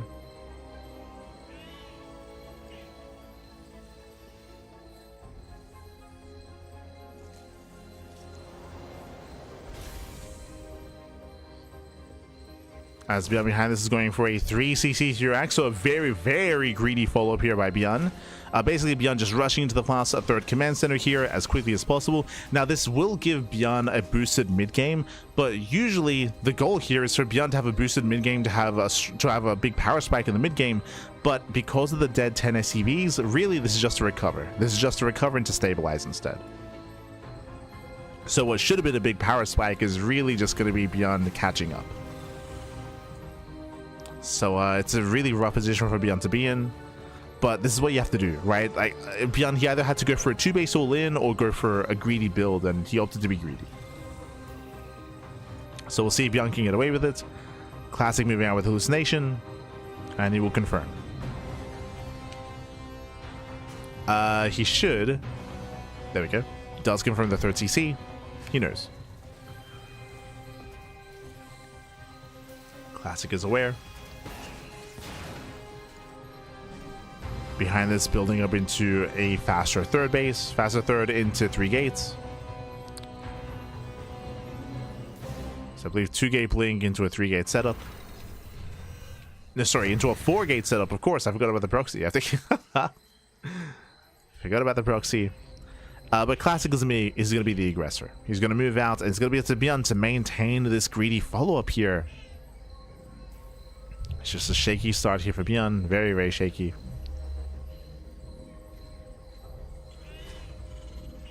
Because of the build itself, there are no tanks. 0 tanks, no stim.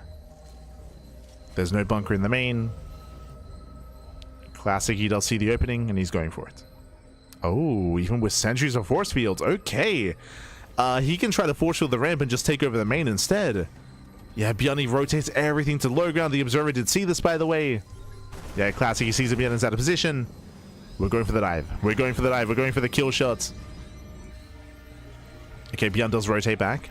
Oh, no, he doesn't. Never mind. It's going to be close. It's going to be close here.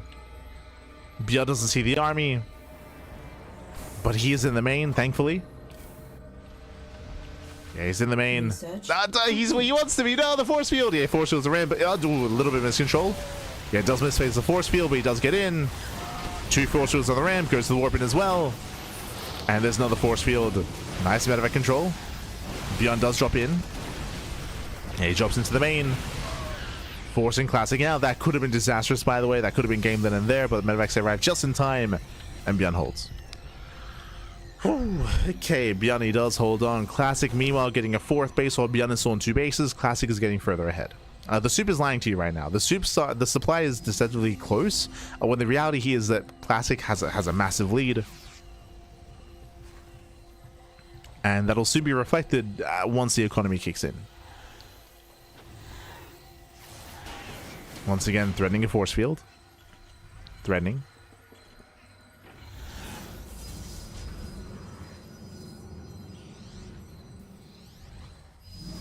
Classic again, just mass expanding. Building up into Colossus.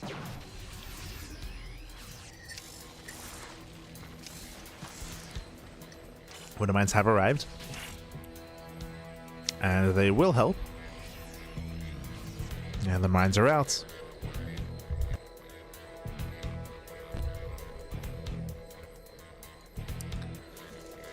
Classic just delaying the 3rd base. That's all he cares about. Just delay the 3rd. Delay the 3rd base. As now he can reinforce with Colossus. Now he can commit into a real fight. And it's going to be a tough hold here for ByuN. It's going to be a very difficult defense. Fresh mules. Colossus is exposed. Ah, he has force fields. So yeah, he locks down the army. Nice force fields. Zoning back the Bio. Once again, all these murals, they just cannot engage. They can't fight. Not like this. As another force field gets thrown down. And now we can commit. And now Classic, now we can dive. Trying to catch out the Marauders. Trying to. Quick moves out of ByuN. Kites back. But the Warpins continue. Yeah, the Warpins, they just continue. Oof. Marauders getting caught out once again. Losing 2 more. Prism did back up. Mind Show connects with 3 Zealots. Not ideal. Yeah, we need more of the Winter Mines, and we do snipe the Vikings. I mean, the Marauder count is still very healthy. Still very healthy, but the Warpins, they just keep coming. They continue. We just keep warping in now to 2 Colossus. 3rd base is denied. Remember, Classic is getting a 6th expansion, by the way. He's got triple the base count. That's how brutal the early game was. As I mentioned, there was 10 SCV kills early on, and from that moment, ByuN has been limping along. He's been limping along back. He's trying.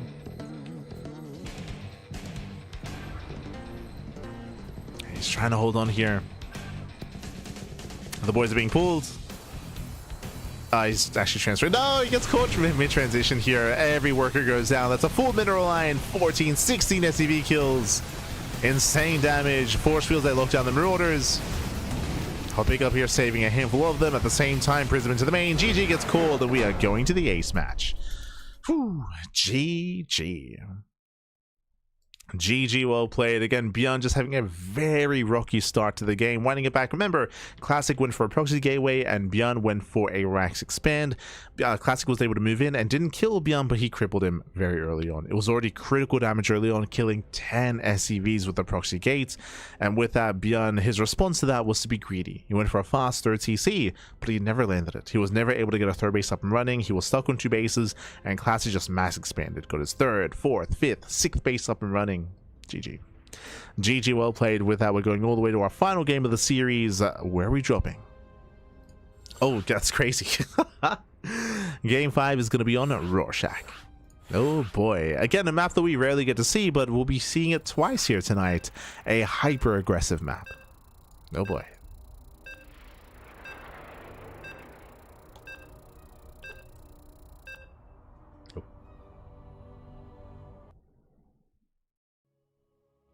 On the plus side, he has 3 meals at a time. Copium, Bappy. True, true. He'll be fine, Bappy. Just 3 meals. As now we're getting into game number 5 here. We're loading into the ace match and spawning in the bottom left-hand corner of Rorschach. We have the South Korean Terran player. We have the blue Terran representing Shopify. It is ByuN. And spawning in the bottom right-hand corner, we have his opponents. We have the red Protoss player, the South Korean Protoss representing Virtus Pro. It is a classic. Oh boy. And welcome to Rorschach. Rorschach is a very small map, a short rush distance by ground, horizontal spawns as well. Bear that in mind. So short rush distance by air, not just by ground as well. Just short distance overall. And what else do we have? Healing pad. We have the healing pad here in the center. We have these hybrid expansions here towards the center of the map as well. These bases are very difficult to defend, but the healing pad does typically strengthen and bolster main army pushes. It is important to bear in mind whoever has momentum, has power, has control of the healing shrine. Likewise, typically we want to see players expand away from each other, depending on how aggressive we want to be. If ByuN's plan here is to go for an all-in, then taking the forward base here would make sense, but we'll see. Early on, economic start. Single gas, racks expand, economic opener out of ByuN. Classic this time, no proxy. No proxy, no shenanigans, but does scout, does confirm, and will look to delay. What's delayed? Meanwhile, siema, papi, siema. Dzień dobry, dzień dobry. Shout out to Kashim in the chat, subscribing for 32 months, almost 3 years, 3 años of support, papi. Crazy, crazy. A big shout out to Kashim, by the way. He is a massive contributor to the StarCraft scene, to the StarCraft community, is one of the big contributors to Wikipedia, and also to YoungYakov as well. So if it wasn't for Kashim, Wikipedia and YoungYakov would be worse off. So big shout, and also not just that, but even Polish events, Polish tournaments, and just events in general. Kashim is one of the other more experienced admins out there as well. So much love to Kashim, much love. Less than 3, baby, less than 3. Cool. As ByuN does go for an economic opener, does go for the racks expand, and once again the plan here is to punish Classic by going for Marauders. So the goal here, the hope, is that Classic moves out with the first Adept or the first Stalker to go across the map to try to delay the economy of ByuN, and then bam, ByuN punishes that aggression with Marauders with Concussive Shell. Now behind this, do we go for a second and third racks, or do we go for a third TC? We're going for a third TC. We're going for the... ByuN going for the ninja base here. So fun fact, for those who are curious, this is the same build we saw last game. 3 CC, 3 racks out of ByuN. ByuN went for the same build last game, except this time there's a little bit of spice, a little bit of flair to it. ByuN by going for the gold ninja expansion. Now, because this is a new map, Classic, he may not even know there's a gold base on this map, by the way. He may not even know. Like, I even forgot when I was pointing out some of the features. I forgot that there was a gold. So there's a very high chance that Classic doesn't scout. Very high chance, just because of the inexperience on a map like Rorschach. I'm sure Classic's played on this map a handful of times. ByuN does sing out with the Marauders, does avoid the Adept, getting himself the battery.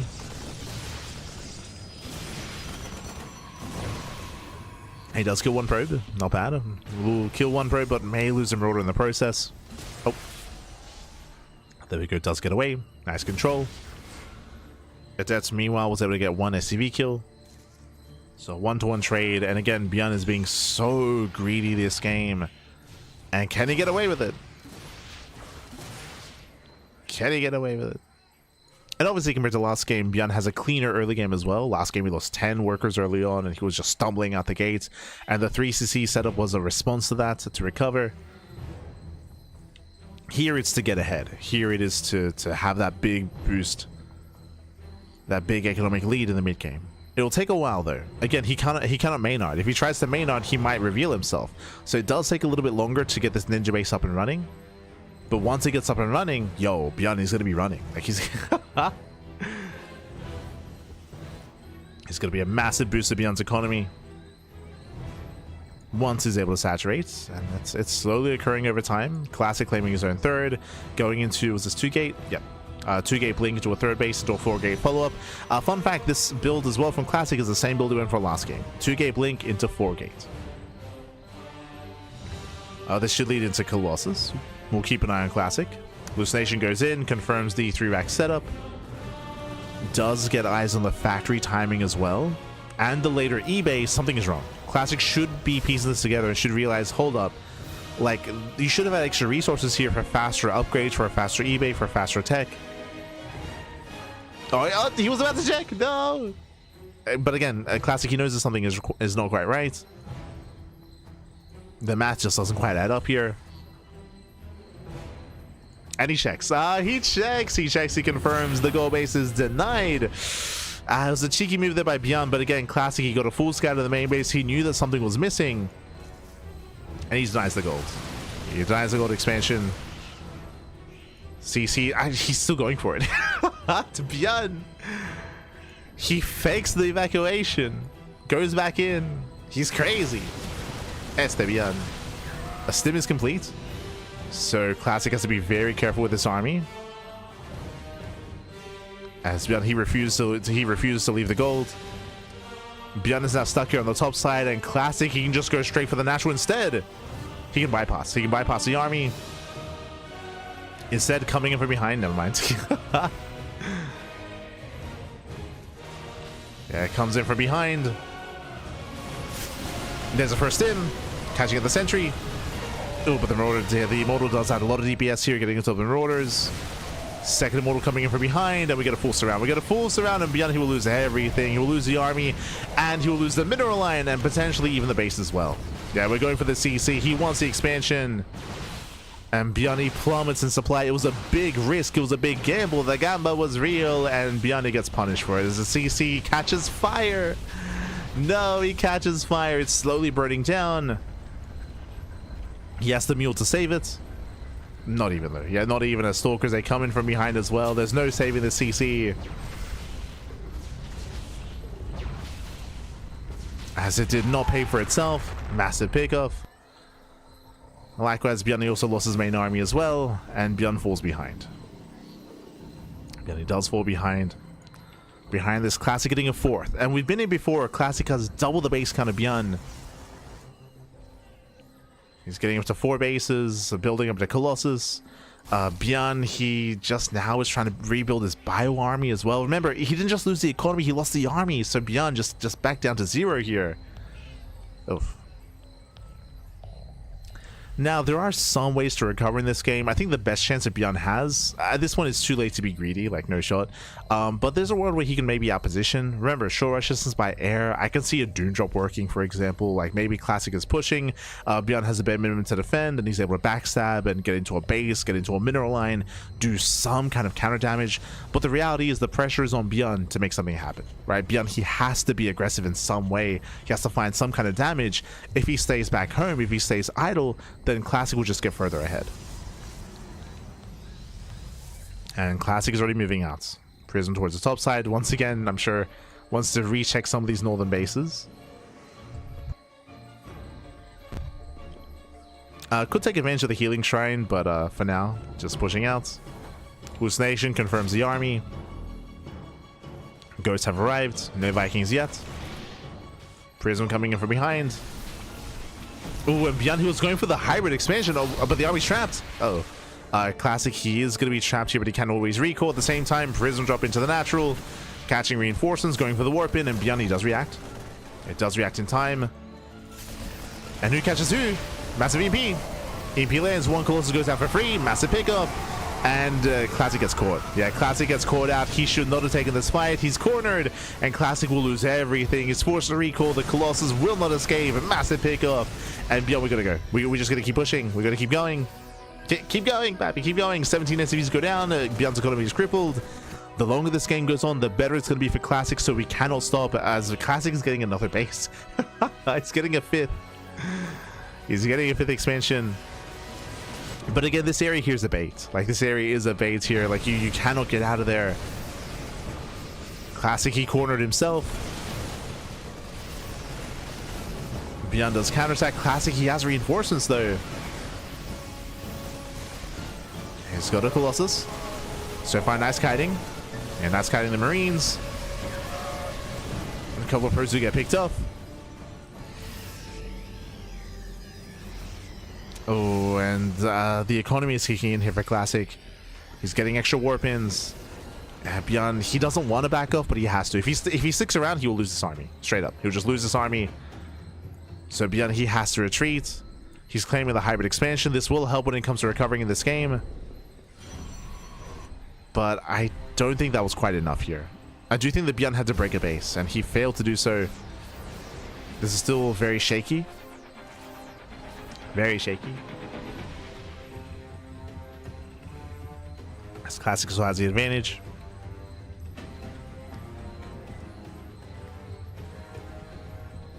Now, there is a world where ByuN can once again take a better fight. If he can surround the army, if he can come in from behind, then there's a world where that can happen. But who catches who? Oh, yeah, ByuN gets caught out. Bleeds off a couple of Marines. Jesus, we're just taking everything. Classic has a hybrid base, going for the gold as well, going for top right. Taking every expansion.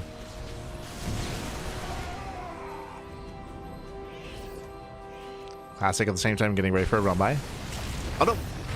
Let's be careful. Does have to take care. Classic is the first way to max out. But he's still looking for a way in. He finds a way in. He gets off the ramp. He's holding onto those Novas. He has how many so far? 4. So 4 disruptors, 4 purification Novas. At this point, Classic should be trading. Remember, Classic is building up a bank. He's building up a bank right now, and ideally he should be trading just so he can take advantage of that bank as well. At the same time, ByuN going for a Doom drop. We spoke about that short resistance by air. He does go for the drop. There's no energy for a recall. The base will go down, and we go for the base trade. Yeah, we're going for the base trade. Classic, he just commits. Getting on top it goes. And never goes off. Ooh. Does clip the army. Classic going for the hybrid expansion, and ByuN turns around, and we've been here before. We're getting deja vu, where Classic, he's cornering himself. ByuN was a plan. Counterattack. Base trade. Okay, we're just committing. We're going for the base trade. ByuN dropping into the main base, at the same time pushing towards the fringe bases here of Classic. Ooh, there's a recall back home. But he recalls the Colossus and the Disruptors. They can focus down. They have 1, 2, 3, 4 Disruptors. And the Colossus as well. This was a messy recall. Two Colossus fall and 4 Disruptors. A very bad fight here for Classic. Again, he recalled mainly high-tech units, so those were expensive losses. Again, that was the best fight that ByuN could have hoped for. The best recall they could have hoped for. Classic lost everything. He's now down to a gateway army. That was a rough recall. Classic making mistakes. He's making mistakes. And ByuN needs more. Like, he needs more mistakes out of Classic. Because remember, ByuN is on a 2-base economy. And when I say 2-base economy, he's really on a 1-base economy. There's nothing in the main base. There's 2 patches here at the natural. He does soon have 1 base up and running. So again, a 1-base economy here for ByuN.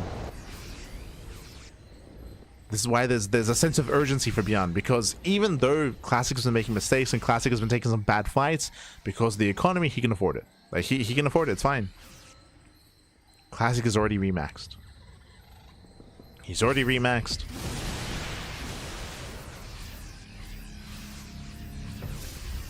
ByuN slips in. Colossus is, taking some hits, but does survive. Yeah, it does survive. Stealth Sage just dive on the Marauders. The Viking army is almost breaking through. We land some EMPs here, but Zelts are going to be enough. Yeah, they're going to be enough here. The Ghosts go down. GG gets called. He doesn't break through, and Classic will claim the series 3-2, becoming this week's Sparkling Tuna Cup champion. GG. Oh, GG, well played. Classic, he will claim the series. He will take it. But a shout out to ByuN, because that was a messy game. That was crazy. GG, well played. Remember, ByuN, this all began with ByuN going for the ninja base. He went for the ninja gold expansion as well, but he got punished. He got punished for it. He got shut down. ByuN, he was stuck on 2 bases against the 4-base Protoss. ByuN was behind, And then he caught the army. Then he came from behind. He surrounded the army. He took a better fight. Likewise, towards the end, during the base trade as well, took a better fight due to the recall. Like ByuN, he was fighting as much as he could, his heart out, with what little he had. But unfortunately, the lack of economy caught up with him. As he mentioned, he was on a one-base economy. He had no money. He had no money. He could not sustain himself. GG. GG, well played.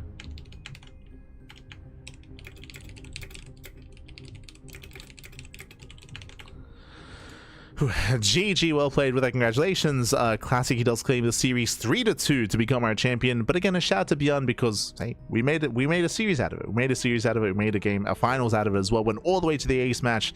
This could have gone either way. Could have gone either way here as well. A very intense back and forth. So congratulations and shout out to both players. And again, congrats to Classic once again. Congratulations here. I would say that on paper, Classic was a heavier favorite. So we got messy. We got messy. We got down and dirty. And we got to experience a lot of these maps as well, right? Some of the otherwise vetoed maps like Rorschach, we got to see a decent chunk of it. And it was a lot of fun. A lot of fun. Very intense game. Very intense games here.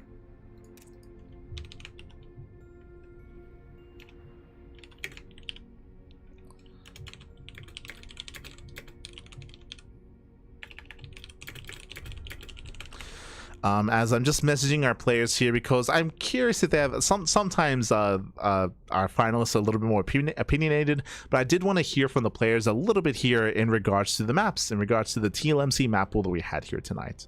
So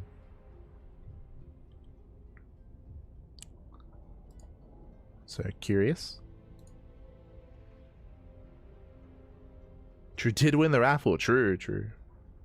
Did win it.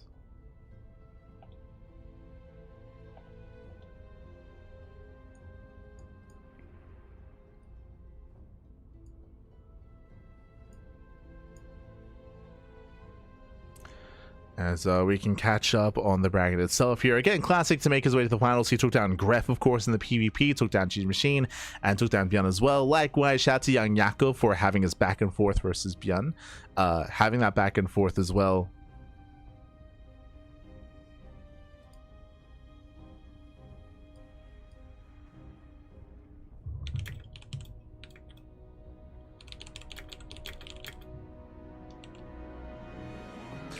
So ByuN, he's like, I think the maps are big. GG. ByuN's like, get me out of here. It makes sense, like especially for a lot of like TVP and TVZ matchups, smaller maps benefit Terran. So it looks like ByuN is not too fond of how large some of the maps are, specifically the 4+4 maps, I would imagine, right? Like maps like Old Sun Temple, Exarch, and the other map, was it Fear and Faith or Dream and through Fear and Faith as well? There are a decent chunk of 4-player and larger maps, which do hurt Terran players. So again, not too. He's expressing that, of course, for sure. Do you like the return?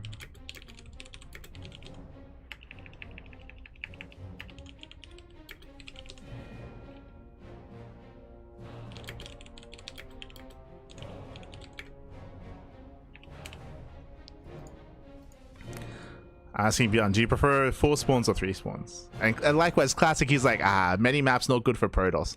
I mean, for this series, that is true. So, fun fact, they're both saying opposite things.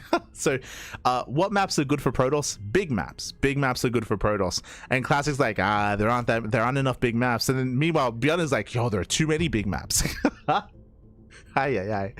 So when it comes to this series, Rorschach, for example, favors aggression. So I'm sure Classic, he has thoughts about Rorschach where aggression is favored there, and it can be very difficult for Protoss players.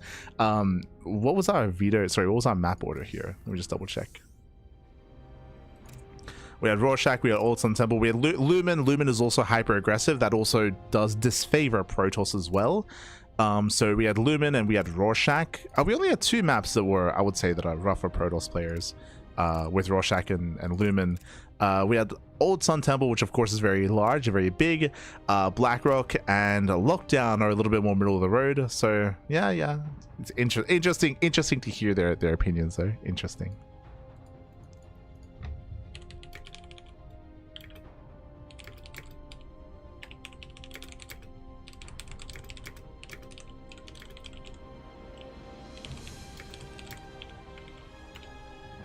I asked ByuN, it's like, hey, do you like the return of four spawn maps, or do you prefer 3? And ByuN's like, 4 is good, 3 is good too. I think ByuN's like, it's fine, it's good, it's all good.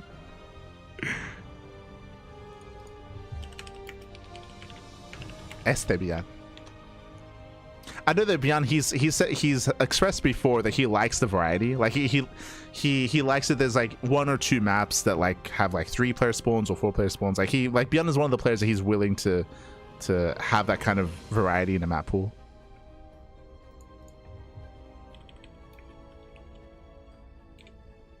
And ByuN's like, but I wish the maps were smaller. Understandable. From his perspective, understandable. The apple is not good for my race, said by every race. That's the thing is the thing that you have to bear in mind. I'm still hearing some more feedback from the players, but the thing to bear in mind, especially for pro players, is it is very common for pro players to like advocate for their race and to think of things from that kind of perspective. And mainly that perspective, that's obviously because they're pro players, right? That's their bias, I suppose, or that's kind of their incentive. But sometimes, you know, they're a little bit more open about things. Like ByuN, for example, talking about extra spawn maps. Like I would say that 4-player spawn maps are more difficult to play on for a player, but like he's happy to embrace it, which is nice, even if he doesn't like how big they are. True.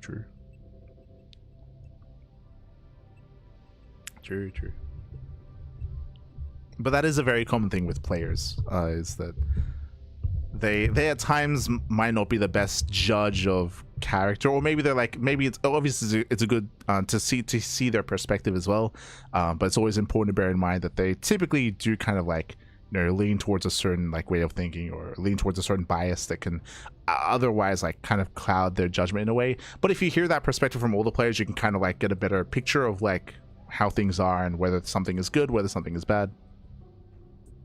It's always important to bear in mind.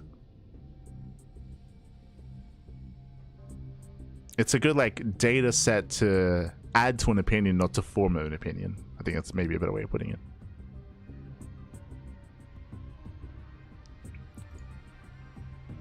But yeah, just thought it was funny. Meanwhile, if you want to support Classic, I believe he's streaming at the moment. He does stream he's been streaming quite a bit actually, and he started a YouTube channel with his own vlogs. But I think they're done for today. So with that, thanks for watching. Thanks so much for the support. We do appreciate it. We are wrapping up here for the evening, and again, if you want to tune into more Tuna Cup action and check out more of our events, then you can do so and support our events. You can do so via Patreon, exclamation Patreon in the chat. Our Patreon does fund our tournaments on a regular basis. This is a weekly tournament. This is the longest running weekly tournament in StarCraft at the moment, longest running Open Cup, I should say. We do hold that mantle for the time being. I mean, we just hold it forever, I suppose. Like we're not going anywhere. So again, we do have the longest running Open Cup out there. And when it comes to the rest of our schedule, let's have a look here. That was our raffle. Bam. We're going to be live tomorrow with GSL and with RSL. For those who don't know, we do live cast GSL every single week. We live cast it, but we are not able to live cast it on Twitch. GSL is organized by Soup, and Soup is another streaming platform. So whenever we cast GSL live, it's over on the Soup platform, not on Twitch and not on YouTube. So that's why you can see GSL broadcast all over the schedule. We have the live cast in the evenings, and we have the replay broadcast, or the rebroadcast of the VOD of the live cast in the mornings over the weekend. So tomorrow morning on Saturday and Sunday, that's going to be a rebroadcast of our live coverage that was on Soup. We are allowed to rebroadcast that VOD, but it has to be done 48 hours later, so 2 days after the fact. Just for those that are curious, I know there's some people that are like, yo, why aren't you showing the VODs earlier or sooner? Well, it's a prerequisite here of being able to cast it live, is that we're not allowed to show the VOD until 48 hours later. So that is going to be tomorrow. Is our coverage of GSL Season 2 Round of 12 Group A and B. A is going to be on Saturday, B is going to be on Sunday. And again, if you can't wait until the live rebroadcast, if you want to watch the VOD, that's over on Soup. The VODs are over on Soup. They're all there. But otherwise, thanks for watching. Otherwise, thanks for watching. Thanks so much for the support. We do appreciate it, and we'll see you guys next time. Link for there's the soup, baby, there's the soup. But otherwise, thanks for watching. Thanks so much for the support, and we are going to be wrapping up here for the time being. And we'll see you guys tomorrow for GSL and RSL or the StarCraft. See you then. Ciao, baby, ciao. Until next time. Thanks for watching, and again, congratulations to Classic. GG.